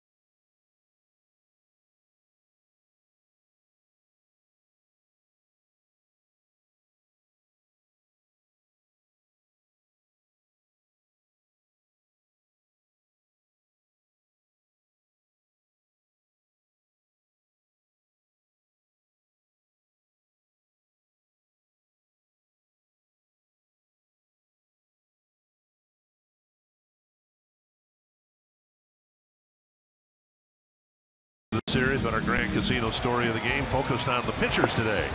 Both pitchers have been excellent. Kyle Gibson, outstanding. He's given up a couple of runs of more of the cheap variety. But James Shields has been that much better. Just cannot, the Twins hitters cannot figure out the change of speeds that Shields is featuring out there, anywhere from 68 miles an hour up to 90. Anytime, any count, he's just got the hitters confused right now. Gibson hoping that his team can, get a hit, then score a couple runs here against Shields, who's given up just a walk and a wild pitch. There's ball 1 to Dozier. I've got in my score sheet 3 well hit balls Mauer's and Dozier's at bats in the 4th inning, and then I had Morrison with a pretty well hit ball leading off the 3rd. So we'll see if they can put the barrel on something here in the 7th and get the first hit. 2-0.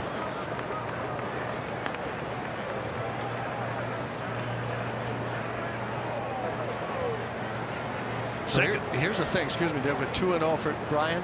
Look for the ball, exactly the one that you want. If it's not that one, it's likely to be a ball. Don't swing it. It's got to be the exact pitch that you want until you get 2 strikes with Shields. It's the 2nd time Shields has had a no-hitter through 6. Back in 2009 with Tampa Bay against Kansas City. John Buck broke it up in the 8th inning. Strike called, and it's 2-2. John Buck, I believe, was the guy who broke up Scott Baker's perfect game attempt at the Metrodome years ago. 2-2 to Dozier, then Kepler and Escobar. 3-2. I thought that was the guy that broke up Baker's perfect game was the Mike Sweeney. I think got a walk, but I think that John Buck got a hit then. I thought it was Sweeney that broke his bat in the center or something. I was at that game. I should know. So was I. I remember. 3-2 to Dozier, leading off the 7th.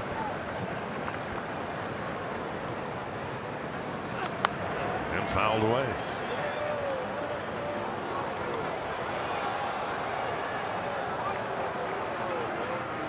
A 3-2 breaking ball that Dozier was able to stay on, fight it off, get a piece.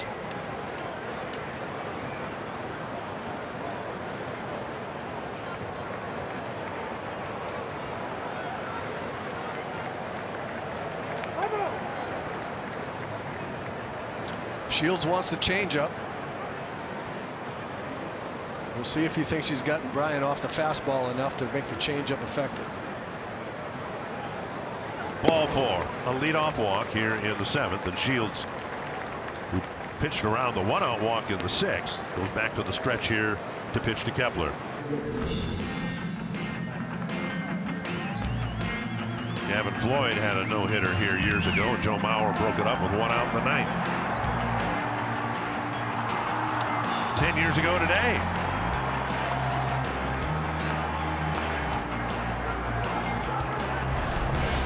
We'll see if Max Kepler can do that here today. See if Max can put a charge in one. I really believe. I guess a better way to put it, I don't believe that James Shields can get Max Kepler out as consistently as he has.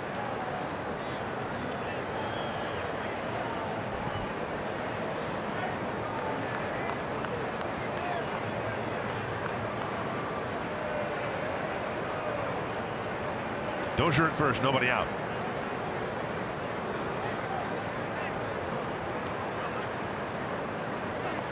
Strike call, and it is 0-2.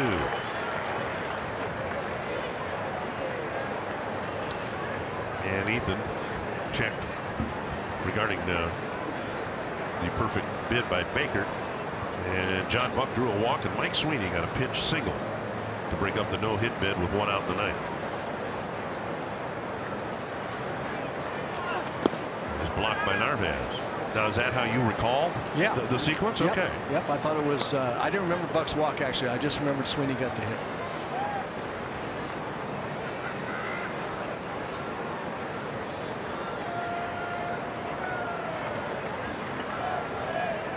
One and 2 to Kepler. Abreu, of course, holding Dozier. A little bit bigger hole on the right side, although the White Sox have 3 infielders on the right side.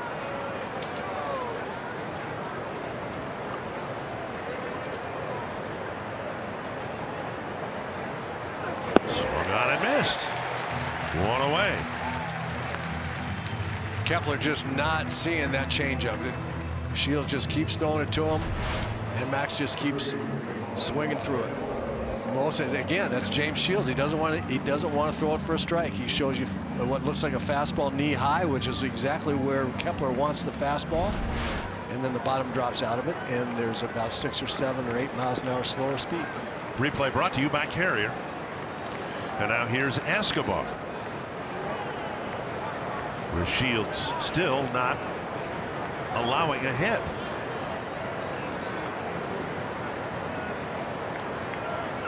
Inside, ball 1. The catcher caught it like it was inside, but their strike zone box had the whole ball in there.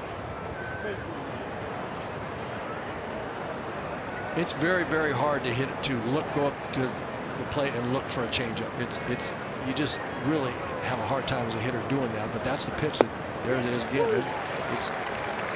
It's hard to look for that pitch. You want to hit a fastball, and what hitters just have to realize is that it's a very rare occasion that Shields is going to let you get a fastball that you want to hit. You see that movement on the changeup, good arm. He's always had a great changeup, and that's the one that he throws closest to the strike, to the middle of the strike zone. Swung on and missed 1 and 2. They're just not seeing it and not looking for it. And it is a true changeup off the fastball, which we've clocked at. I think the high end is 90, and this is from 82 to 84. Fernando Romero, when he pitched at Target Field the other day, Jason Castro told me he threw a changeup that was 93. That's a little too hard for a changeup. It's not enough change of pace. 1 and 2 to Escobar. And a base hit to right field. Dozier around second. He'll go to third. Fumbled in right. And Escobar has to hold up. But the Twins finally get a hit against Shields, and now they're in business. First and third with 1 out. And now Rosario to the plate with 2 men aboard. Shields knows he made a mistake there, throwing Escobar a curveball for a strike instead of the changeup. He just had Kepler and Escobar in knots with that changeup. Curveball's not going to fool Escobar nearly as much. And he got the ball up just enough for Escobar. Didn't hit it hard, but it was up just enough for him to punch it into right center. And now to the task at hand, getting Dozier in from third base. 1 out. It's a 2-0 ball game. And we'll see what Shields gives Rosario, who's been displaying a lot of extra base pop in this series. Fouled back, and a pitch away. Ball 1 for strike 1.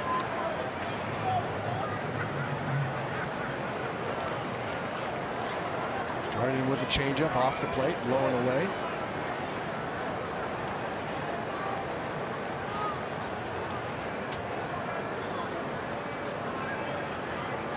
Twins have to cash that run to third at the very least. Very much need 1 run here, minimum. I don't know that you could want a better guy up the plate right now with runners on first and third and down 2 runs. See what Eddie can do. Huge lead at third. Well, you can't do that in reverse anymore, but you can fake to first and wheel to third. You can't fake to third and throw to first anymore. Well, if you step off the rubber, you can. Yeah, you're right. Yep. 1 strike to Rosario. Base hit right field. Dozier coming in, and Escobar will hold at second base. So now the Twins on the board with a walk and a pair of singles. It's 2-1. Great at bat by Eddie Rosario, and like I said, who else would you want right now up at the plate in a big situation? And again, he got a breaking ball breaking into the left-handed hitter rather than the fastball changeup combination. Threw it too high, and Eddie, with those quick hands, just ripped it into right field. You can see Abreu holding on Escobar, and that opened up that hole in the right side a little bit. Now the tying run at second with 1 out, and Grossman will bat. The big right-hander is Bruce Rondon. He dwarfs the left-hander Luis Avalon. As he would most. Grossman with a couple of outfield flies, 1 to left, 1 to center. Robbie had his hitting stroke going for a while, but now it's kind of gone backwards again. His batting average has. Good spot for him to get a hit here, maybe get the game tied.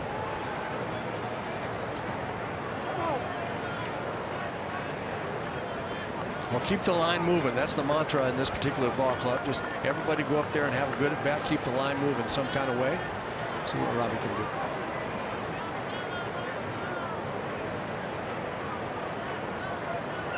Down and in, smothered by Narvaez. Rosario's got a real healthy lead at first base, and I think Jeff Smith might be reminding him, watch out for the back pick. He was leading off by about 30 feet on that first pitch.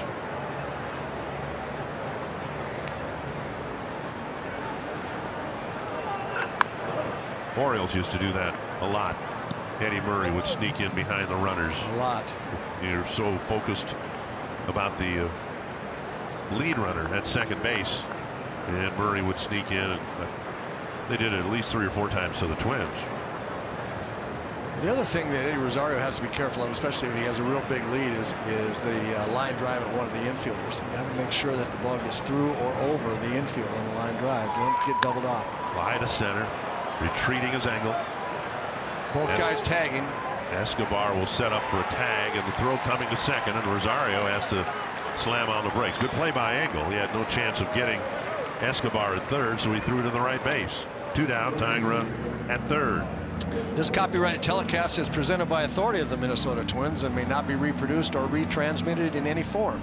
And the accounts and descriptions of this game may not be disseminated without the express written consent of Minnesota Twins, LLC. Might not be the most popular move, and I don't know that he's made it yet, but Rick Renteria's to the mound here to talk to James Shields. And he's just talking to him at this point. Nope, he's going to make the move. He's going to bring in the left-hander to face Morrison. Quite an afternoon for James Shields. Threw a no-hitter into the 7th. He can win, he can lose, he can get a no decision. We'll have to wait and find out.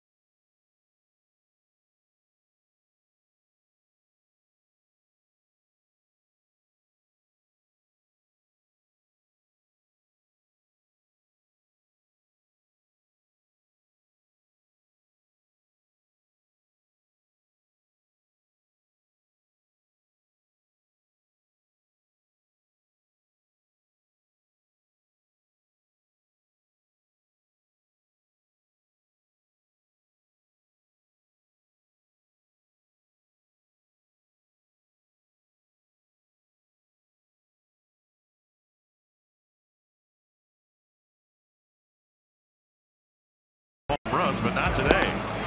He was very, very good today against the Twins, who just couldn't seem to solve the various speeds that he would throw. Also had some nice defensive plays behind him. That one in particular by Rondon, and then this bullet to Sanchez off the bat of Brian Dozier. That changeup just has the Twins hitters confused. The left-hander Avalon coming in to face Logan Morrison. Morrison 2 for 18 against lefties with a couple of singles. Tying run at third, 2 away. Good time for one to the screen. So the White Sox got their first run.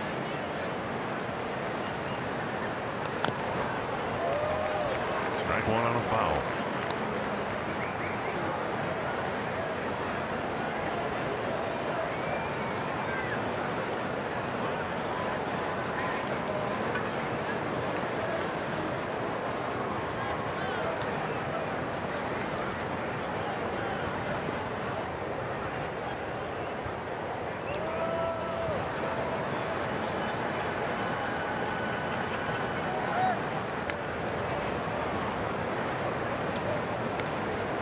walk-off throw down the right field line would be good too.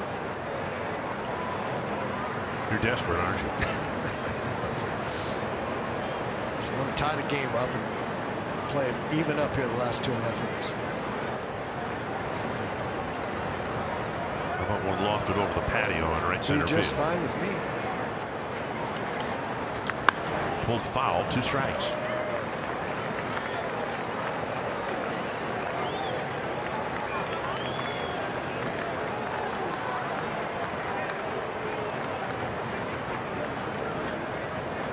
Among left-handed batters, Morrison this year so far has had the toughest time against left-handed pitching. 2 hits in 18. Everybody else doing okay. Rosario doing better after a good weekend here in Chicago. Kepler and Mauer each hitting well over 300. 0-2 to Morrison. Runner goes, and Rosario will gain second base.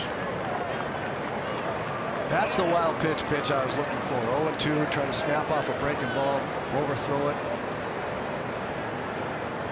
Tried to, got it in the dirt. Now Abreu can backpedal to the outfield grass almost.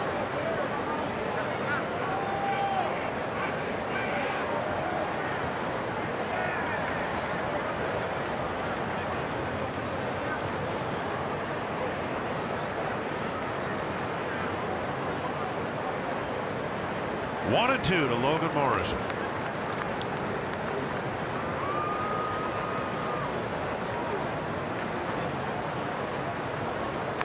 Down the line, and a fair ball. It'll score 2. The Twins take the lead. Morrison is safe at second base. A big 2-strike, 2-out double for Logan Morrison. Gigantic. Gigantic for the Twins, gigantic for Logan Morrison. What a great at bat. Boy, did he need that, and did the Twins need that. He's not swung the bat well. He's also hitting some tough luck. He's had balls go just foul most of the time. This one, he stays with that breaking ball just long enough, hits it down the line, and sneaks it in. This one does not go foul. Hustles into second base, and the umpire makes a nice call. The tag there. Again, guy trying to tag the runner rather than putting his glove down in front of the base and letting the runner tag himself out. Gets Morrison safely into second.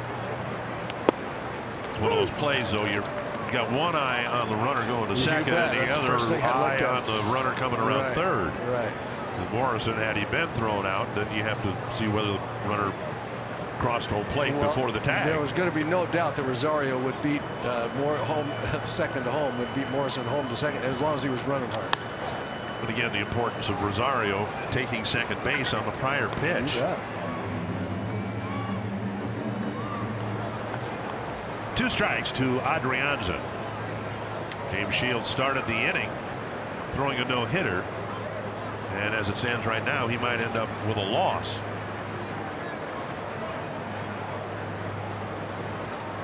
Two strikes to the Twins shortstop. 7th man to bat here in the 7th inning. It's punched foul into the seats down the right side.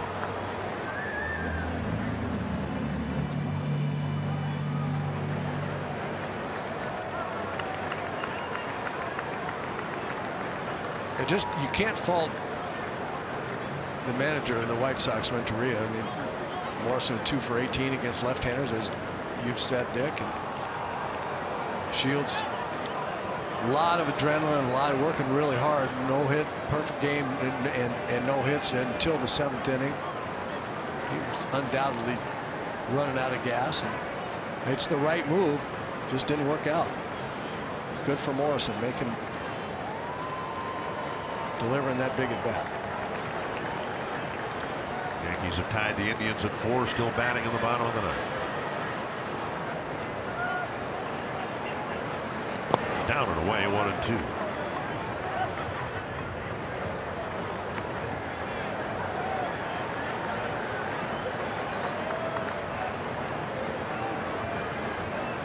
Adrianza drew a walk. He was the first base runner allowed by James Shields last inning.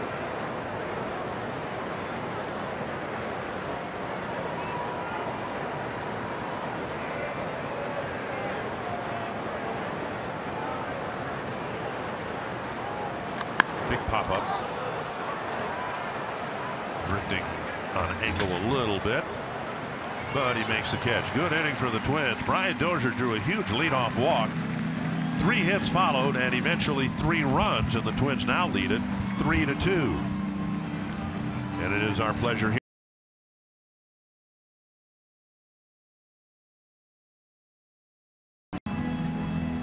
Ladies and gentlemen, in Major League ballparks across America each Sunday, the singing of God Bless America is performed in support of our country and our men and women stationed overseas.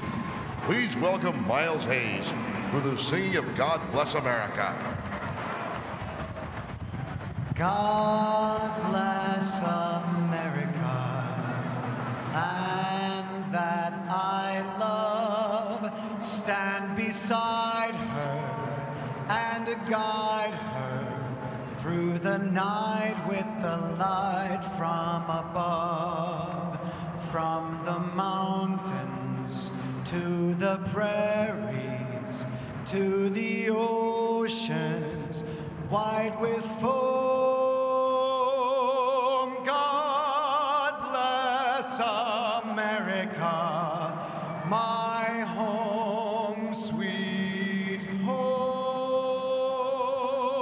God bless America, my home, sweet home.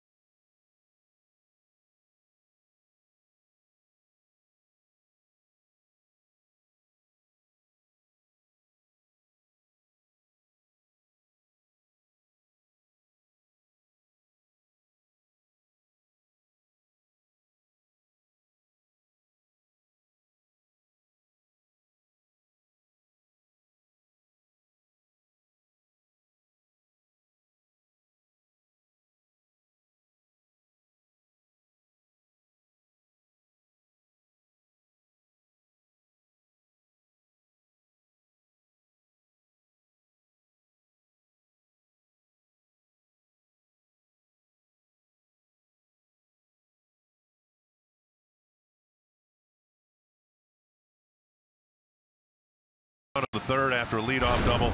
Another run in the sixth after a leadoff double, but he's been really, really good again here today. He sure has. It had great command of his both of his fastballs. Breaking ball's been very good. He's mixed in a changeup, moved the ball all around the perimeters of the strike zone. He's been excellent. And he'll be asked to go out and at least start the 7th inning. Bottom third of the White Sox batting order, starting with Rondon, then Tim Anderson, and Adam Engel. Then if the lineup turns over, we might see a relief pitcher. There's strike 1. Well, I guarantee you, this is Cal Gibson feels like this is his ball game. He wants this inning. He wants to pitch through the 7th. After that, I believe that he'll be okay with whatever Paul Molitor decides to do, but he wants this inning right here. 1-1. And for Gibson, 93 pitches, 60 strikes. He did walk a man. Or 2 men, I should say. 1-1 to Rondon. An infield hit and a ground ball to second. Base hit to left. And Rondon's aboard with a leadoff single. That's what I mentioned earlier in Rondon at bat. He just looks like he's comfortable against breaking balls. I saw that last night in the bat against Phil Hughes. He looked like he saw breaking ball really well, better than fastball. backside was in the White Sox dugout, but he kept his hands back. A little bit, but he kept his hands back, and I just think he sees that trajectory early. And now here's Tim Anderson. Be careful here. Up and in, ball one.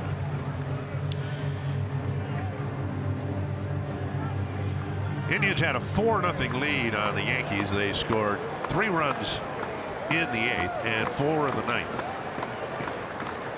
So 2 walk-off losses for the Indians in New York. Been there, done that. And the Indians get swept. If the Twins win this game, and I know it's May 6th, but for heaven's sakes, the 2 teams would be tied with the same number of losses. Zach Duke getting warmed up. The Twins are going to take a look at that pickoff attempt to see whether Morrison, of course, a left-handed thrower, right-handed glove man, whether he slapped that glove down on the runner.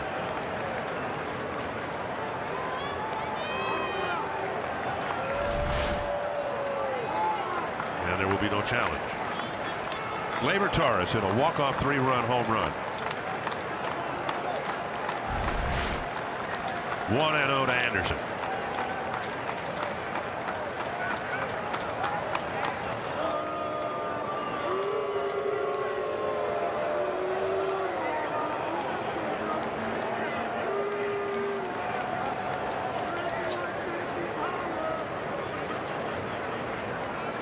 No one has tried to steal a base against Kyle Gibson this year. He does a very good job holding runners on, and he's quick to the plate. Out and away, 2-0.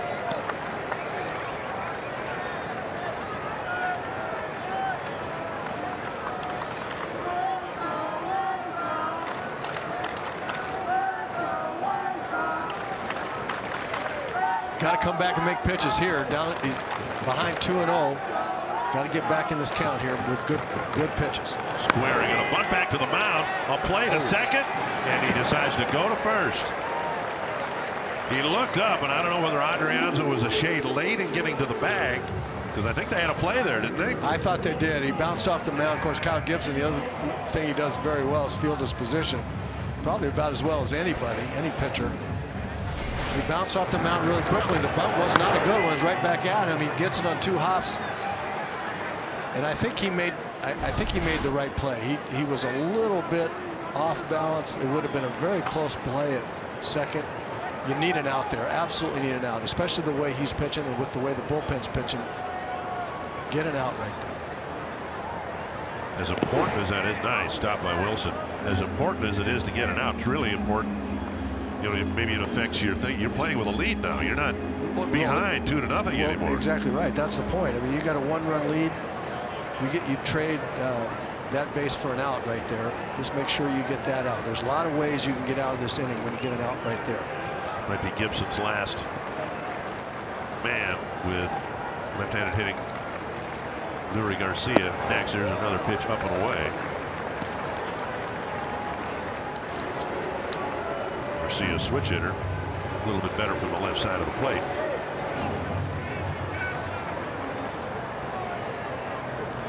Gibson fell behind Anderson 2-0, and then he dropped down a bunt. Now it's 2-0 to Engel.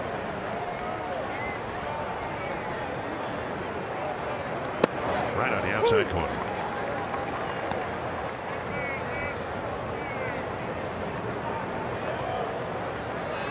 Addison Reed getting loose, along with Zach Duke. Twins got 6 innings yesterday from Lance Lynn. McGill took care of a couple. Phil Hughes took care of 1. And some guys who've been overworked as of late. In some cases, they've had 2 nights off or 2 games off. So everybody should be fresh as we move through the 7th, 8th, and 9th. 2-1 to Engel. 2-2.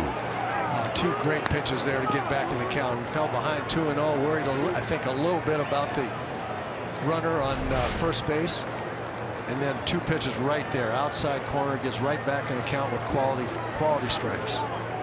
That's what I was talking about earlier about Kyle's ability this year, especially to miss 1-0, 2-0, but come back with strikes on the corner rather than the middle. Got him. Yep. Hitting the outside Beautiful. corner, 2 down. Beautiful. And Angle heads back to the dugout, 2 down, and we'll see if the Twins make their move. Here comes Paul Molitor.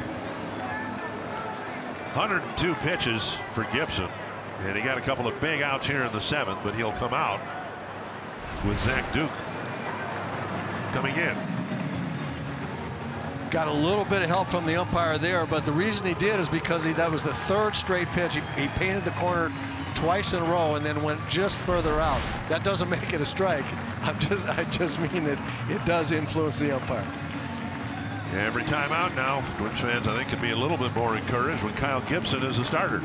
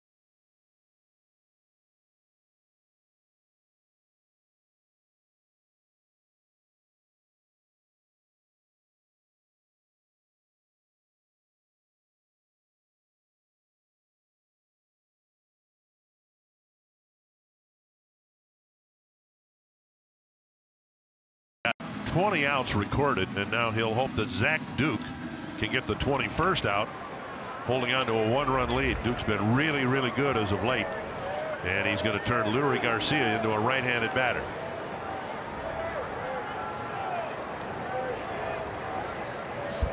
Duke's been good against hitters from both sides of the plate.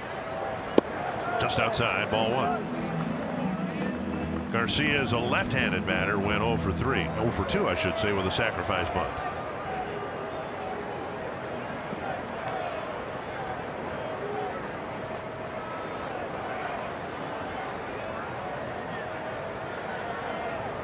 Missing inside, 2-0. Well, first Gibson and now Duke not getting ahead of the batters here in the 7th inning. Didn't have a chance to get ahead of Rondon, but he fell behind Anderson 2-0, Angle 2-0. Now it's 2-0 to Garcia with the tying run at second.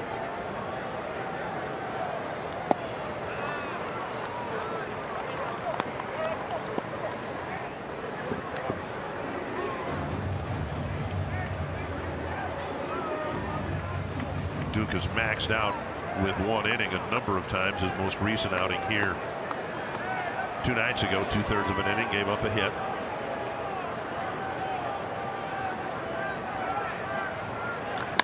And a base hit to right field. It'll tie the game. Garcia lines one to the opposite field. We've seen him do it from the left side of the plate. Now he gets a big hit as a right-handed batter.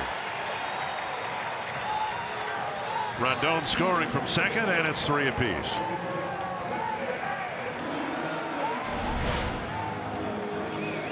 Pitch up and out over the plate, not where Zach Duke wanted to throw that ball. This is where Garcia likes the ball. Out over the plate, hits the ball up the middle and the other way, both sides of the plate.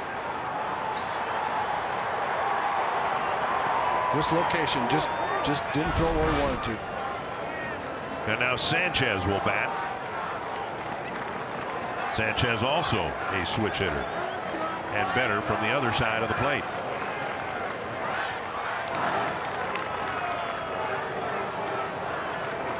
Hits have been so few and far between for both teams.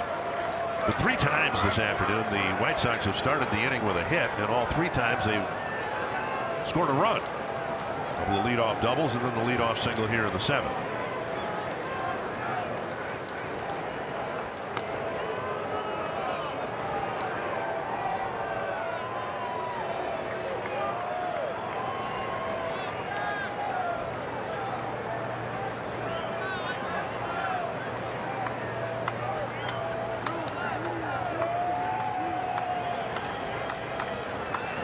Strike of the knees.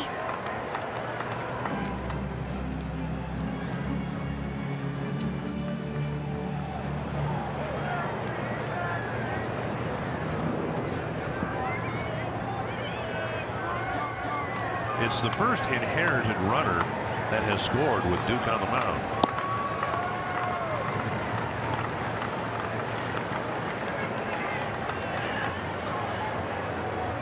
And it tied the game. Both Shields and Gibson brilliant, neither one involved in a decision here today.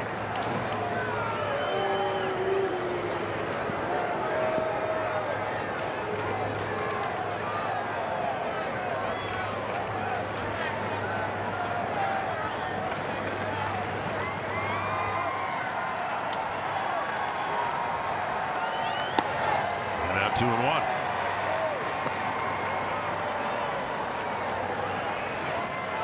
Duke certainly doesn't want to put this guy on with a walk. We got Brado on deck. I would imagine that this is Duke's last hitter, one way or the other.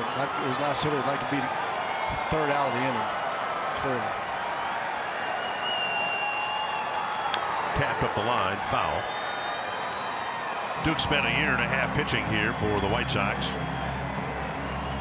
Had 124 appearances. ERA right around 3. Low opponent batting average. He pitched very well for the White Sox. I remember him a lot of games against the Twins. Now trying to get this game into the 8th inning, tied at 3. And a lot of attention paid Garcia at first base. Mentioned the White Sox like to steal bases. They've had an average of 1 steal per game.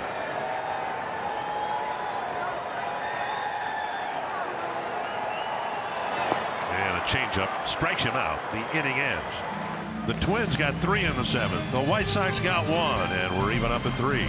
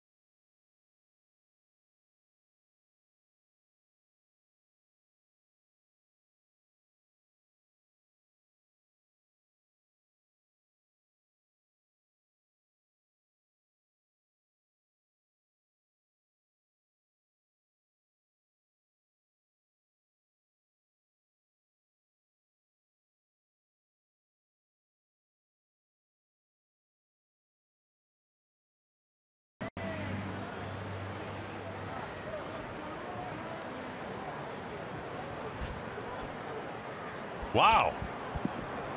I have no idea who that would have been. They didn't have baseball cards back then.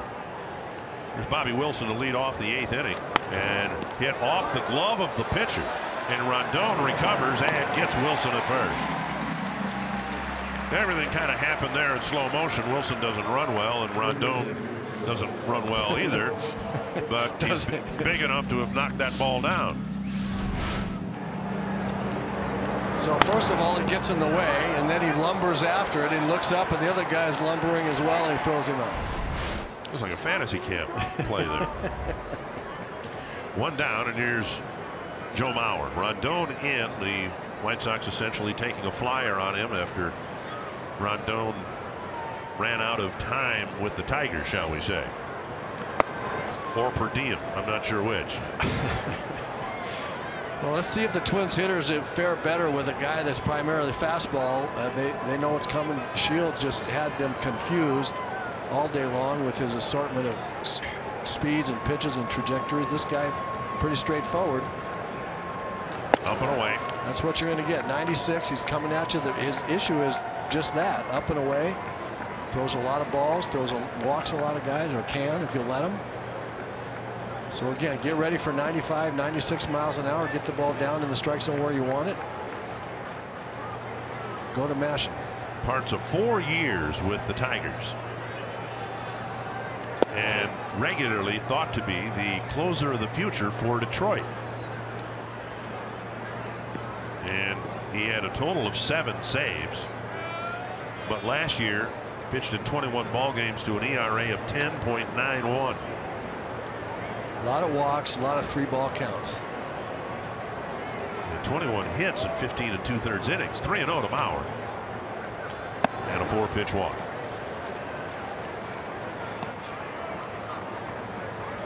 And that'll bring up Brian Dozier. May 22nd is Star Wars Night at Target Field. A limited number of Star Wars Night theme night ticket packages are available that include a game ticket and a Joe Solo bobblehead.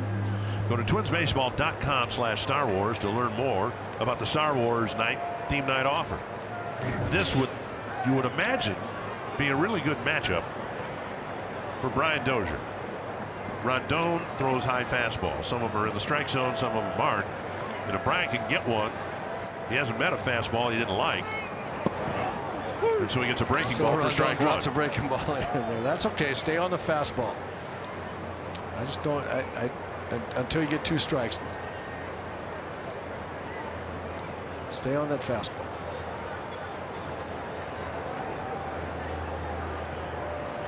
Dozier with a leadoff walk in the 7th that led to the 3-run inning. Twins were held without a hit until there was 1 out in the 7th. He ended up getting 3 hits in the next 4 at bats to score their 3 runs.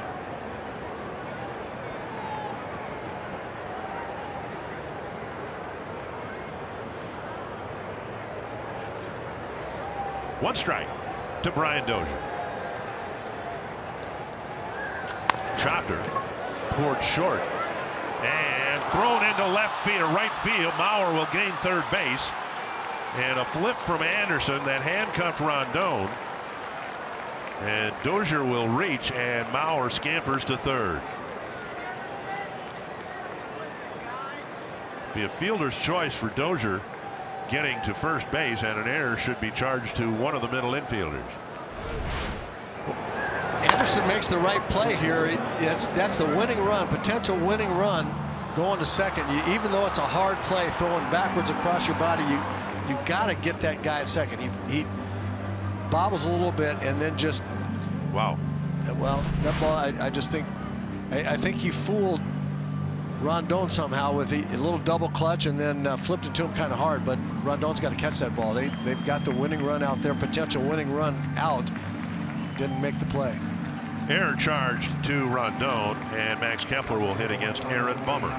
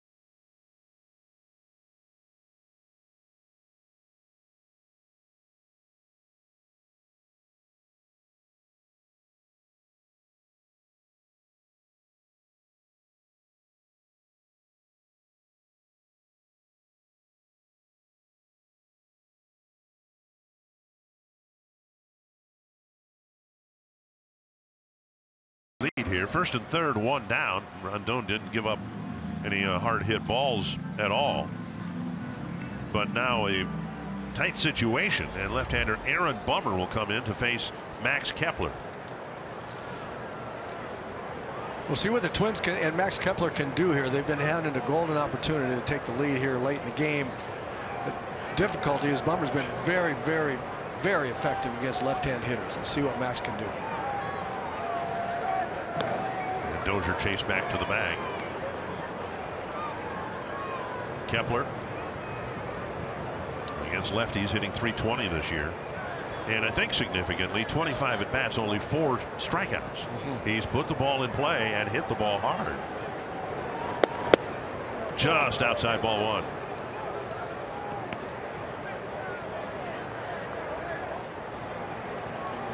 That gives you an idea right away. The first pitch in this situation, left-hander against left-hander, gives you an idea how you're going to be pitched. I think that Max got to look for the ball middle away, look for the fastball middle to outside, and that will keep him on that breaking ball.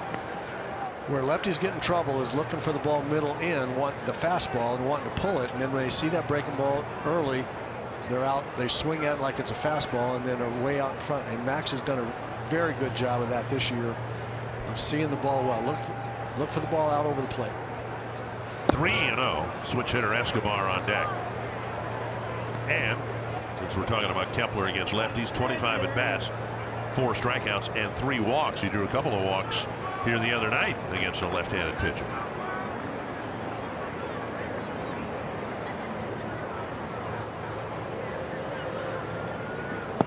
There's the outside corner, 3-1.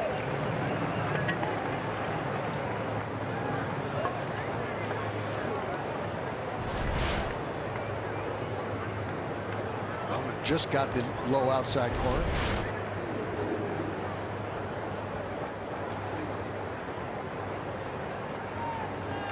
Right off the end of the bat.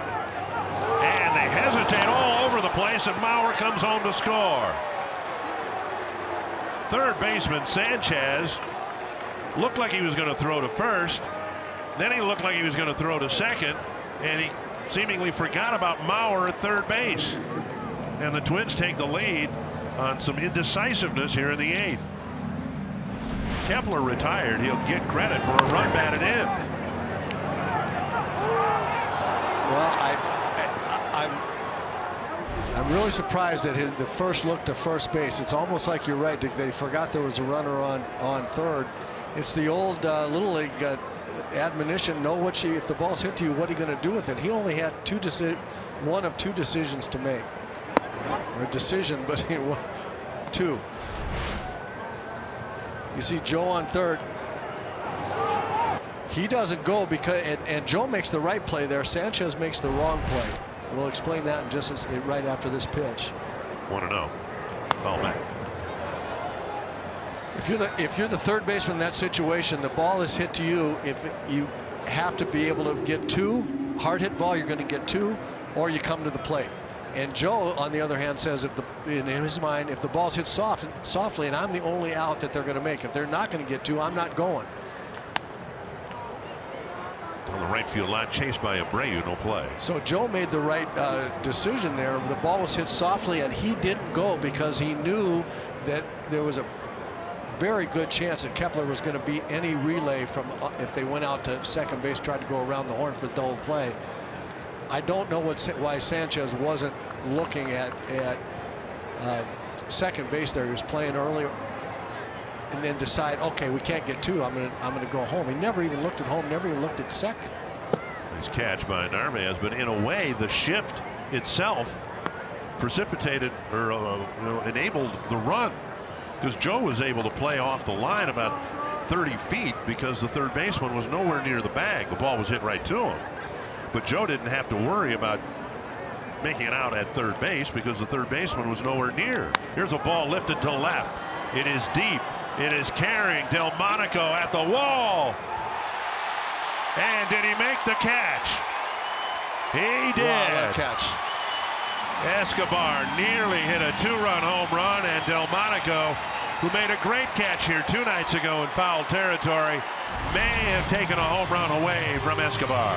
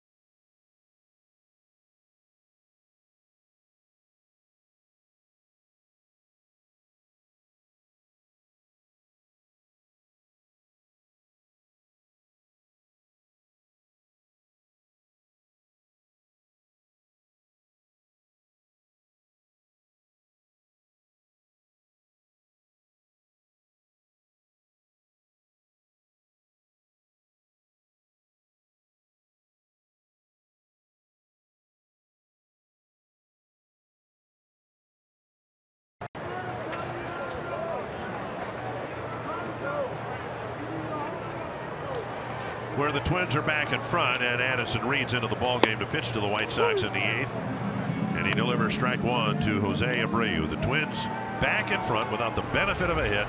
There was a costly White Sox error and maybe even a costlier White Sox brain cramp. With the Twins back in front, just off the plate, 1-1.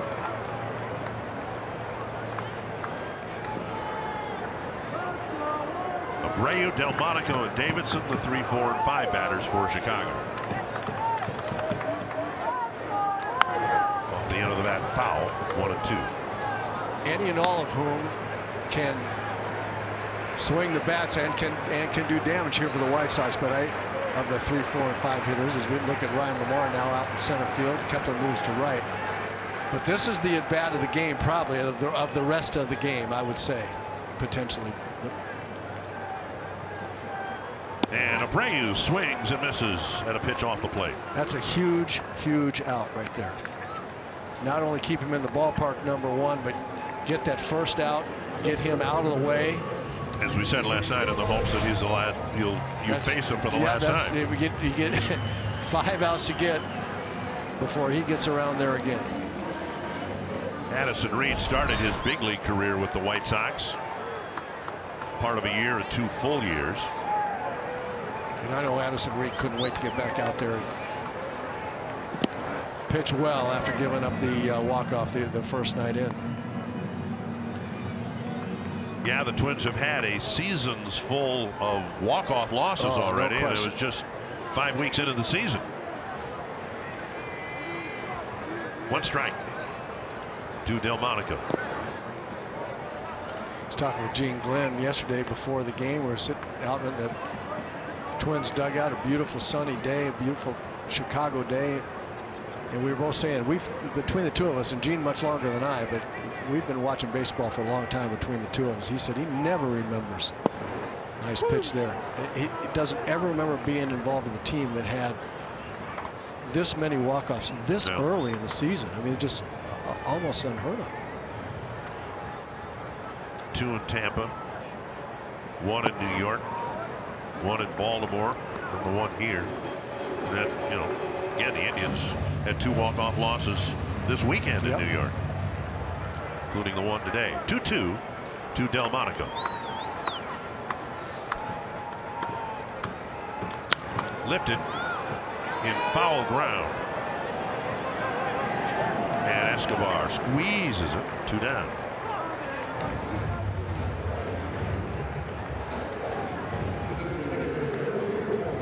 And that'll bring up Matt Davidson.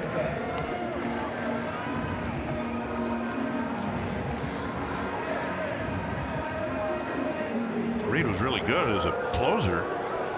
Had 40 saves for the White Sox in 2013. Opponent batting average of .215. And they dealt him to Arizona, then to the Mets.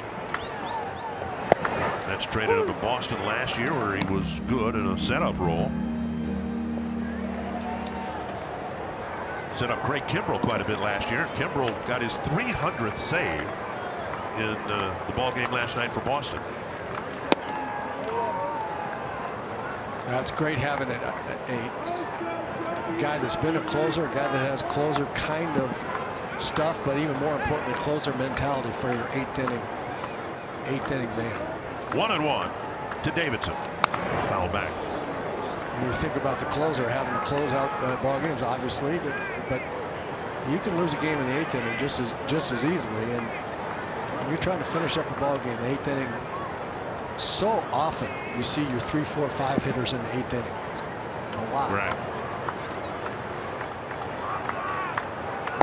And Reed. That's as good as you can really good 8th inning. Oh man. A quick 1-2-3 8th, and the Twins will take a 1-run lead to the 9th.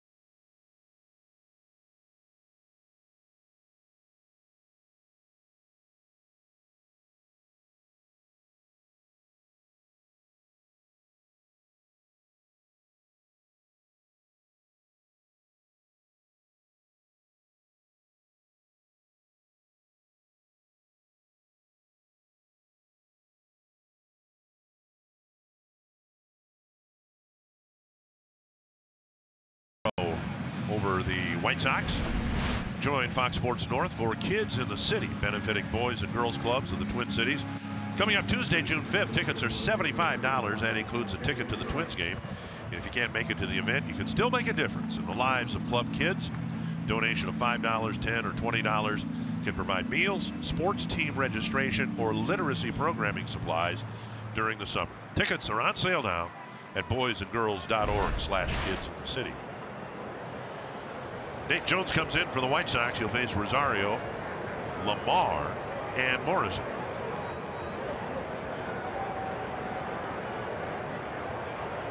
Pitch is up and away, ball one.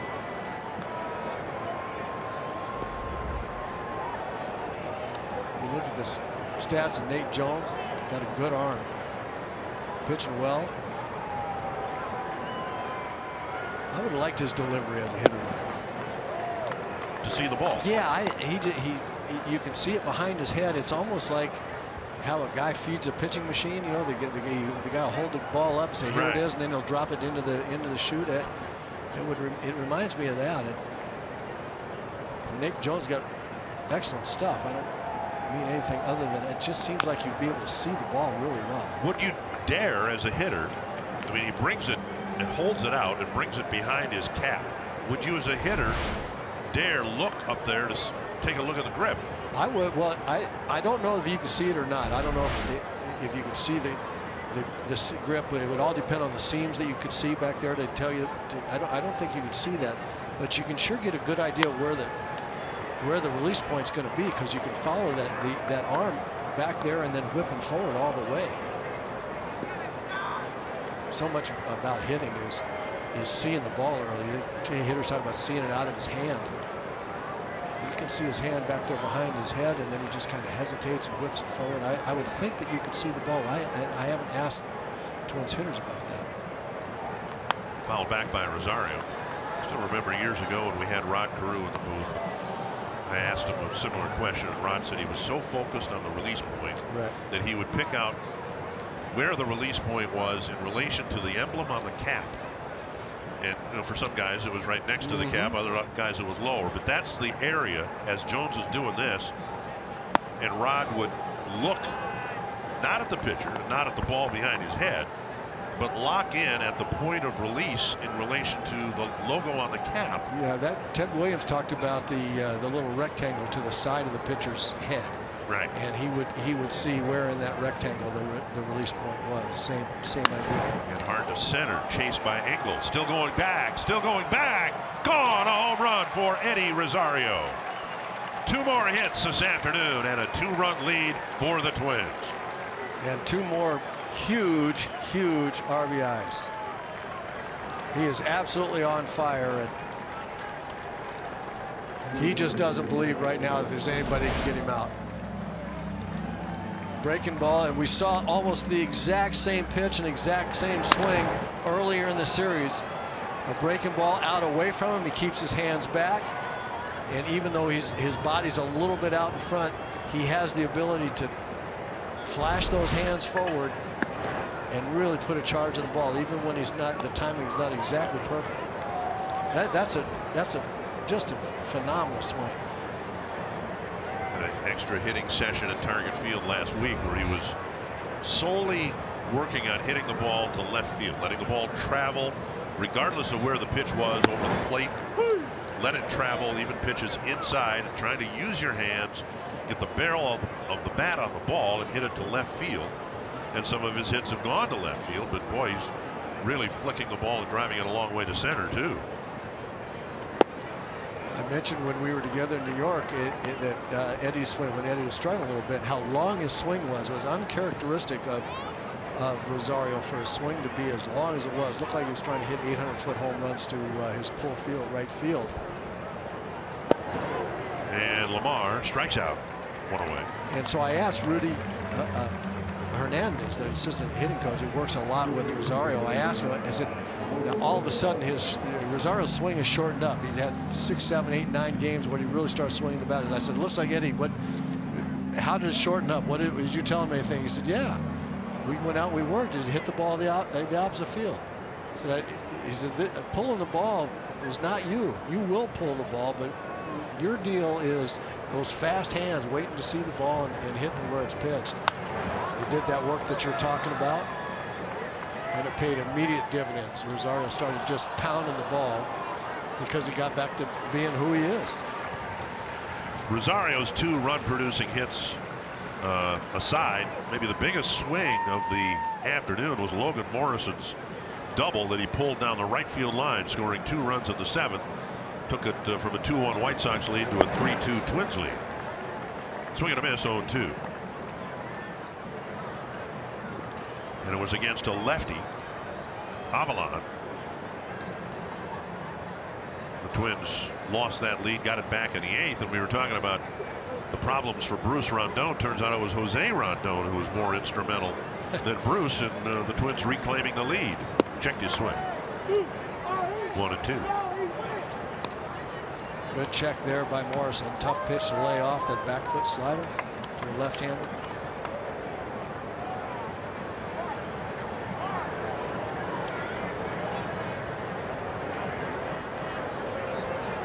Fernando Rodney getting loose, as you might expect, for what he anticipates will be a save opportunity. Inside, and it's 2-2. Twins held without a hit into the 7th inning. And they've scored in every inning since. Rodney all but loose and ready to come in.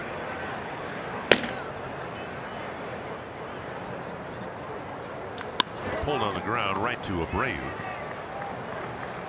And that's out number 2.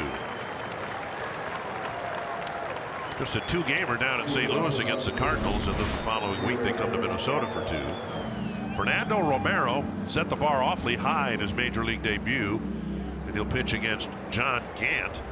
Then the Twins will have their hands full with Carlos Martinez. Jake Odorizzi, who grew up just outside of St. Louis, will make the start for the Twins. 2 down, and now Adrianza.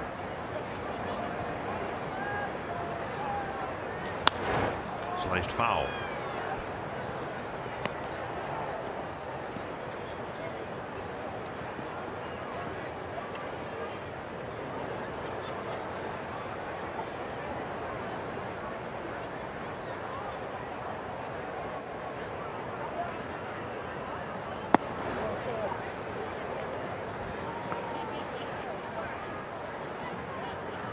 One and one.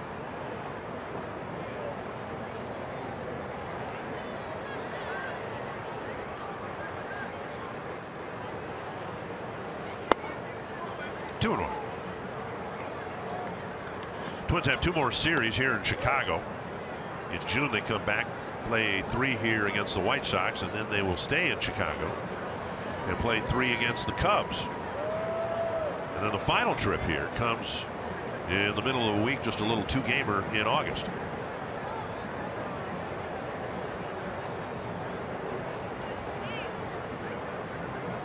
Outside, and it's 3-1.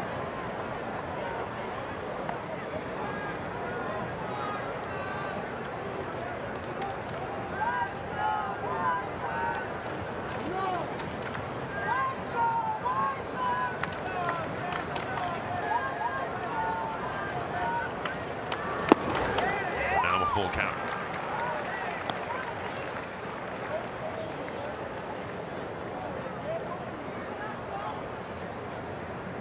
Adrianza just not quite sharp yet at the plate. He's been working hard trying to get himself some extra hitting.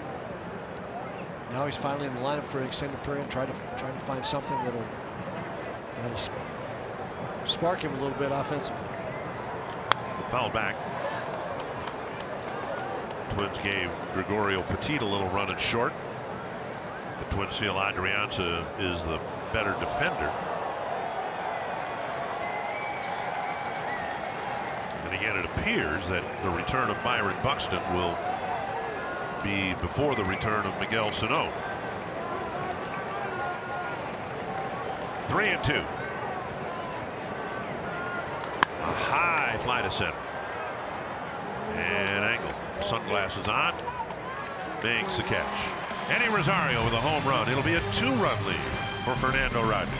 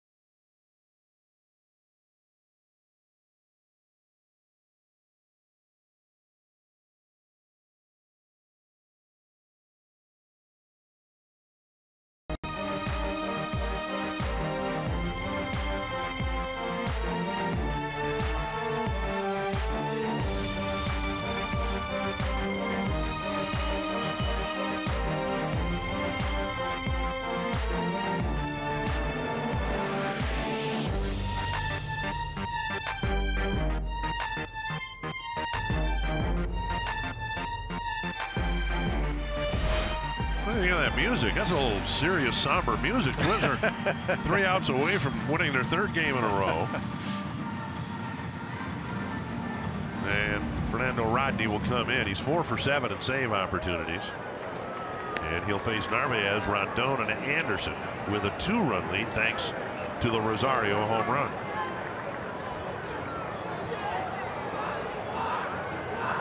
Narvaez reached on an Adrianza error, and then he's added a couple of outfield flies.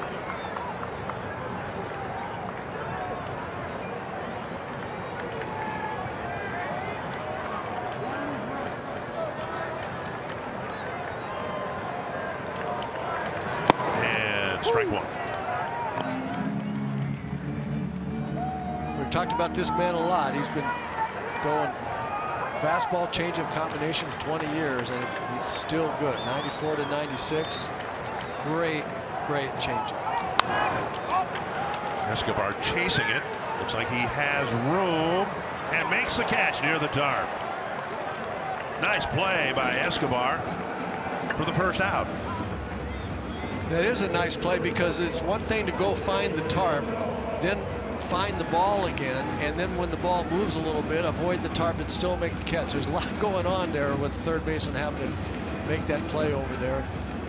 And not blow out your cartilage. So he found the tarp, and then the ball moved, and he's got to avoid the tarp again. Checking, where am I? Where's the ball? Nice play. Here's Jose Rondon. And he takes a fastball for strike 1. You've said all along, the brief look we've had of Rondon, that he's on the breaking ball. And so Rodney starts him with a fastball. An infield hit and a solid single to left, leading off the 7th.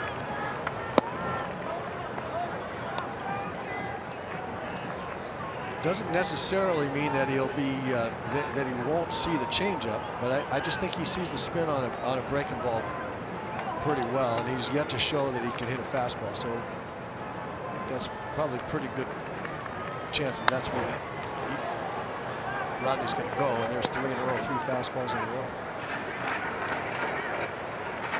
Late swing and a foul over the Twins dugout, 1-2.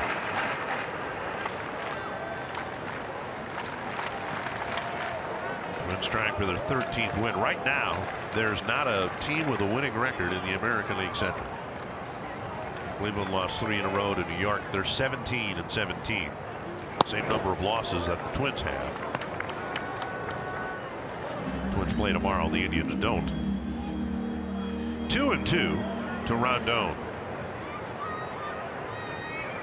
The Twins just need to run off a string of well-played games, and that's what they've started to do here in the last 4 or 5 of them. Full count, of course. The base runner will get the tying run of the plate. Anderson, the on-deck hitter. Well, Rodney been known to have some base runners in his appearances. We won't be shocked if that happens, but he's been pretty good throwing the ball over this year. That's to center. Chased by Lamar. And he's there, 2 away. Lamar has a nice loping gait out there after balls hit in gaps over his head, doesn't he? He just looks. He looks confident that his gait and just the way he goes after makes you feel like you're confident that he's going to run it down. Last hope for the White Sox, Tim Anderson.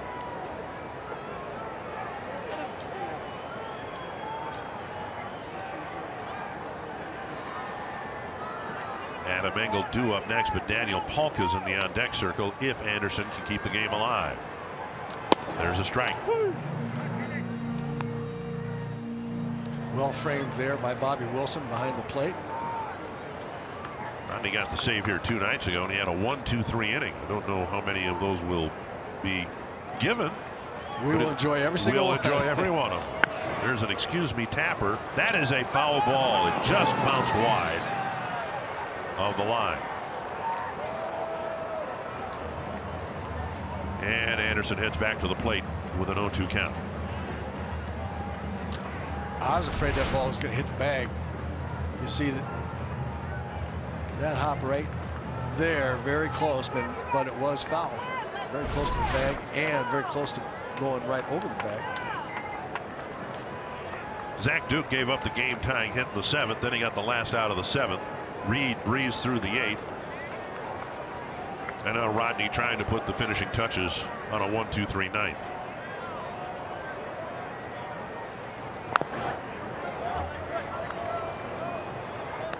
Change-up tap foul. Yep, first change-up that we've seen, I think, this inning.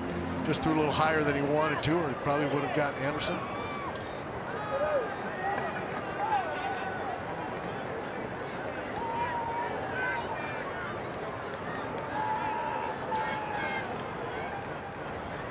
And that takes care of it. There's the changeup in the spot he wanted it. A disappointing start to the road trip, or to the series here in Chicago, with a walk-off loss. But then the Twins come back with 3 of their more impressive wins of the season. Very crisp games, all 3 wins. Very, very well played on the mound, in the field, and clutch hitting. Guys are starting to play the way they expect to play this year. And Anthony, kind of a frustrating start to the series on Friday or Thursday night. But now the Twins have won 3 in a row, and they'll take a little winning streak into St. Louis.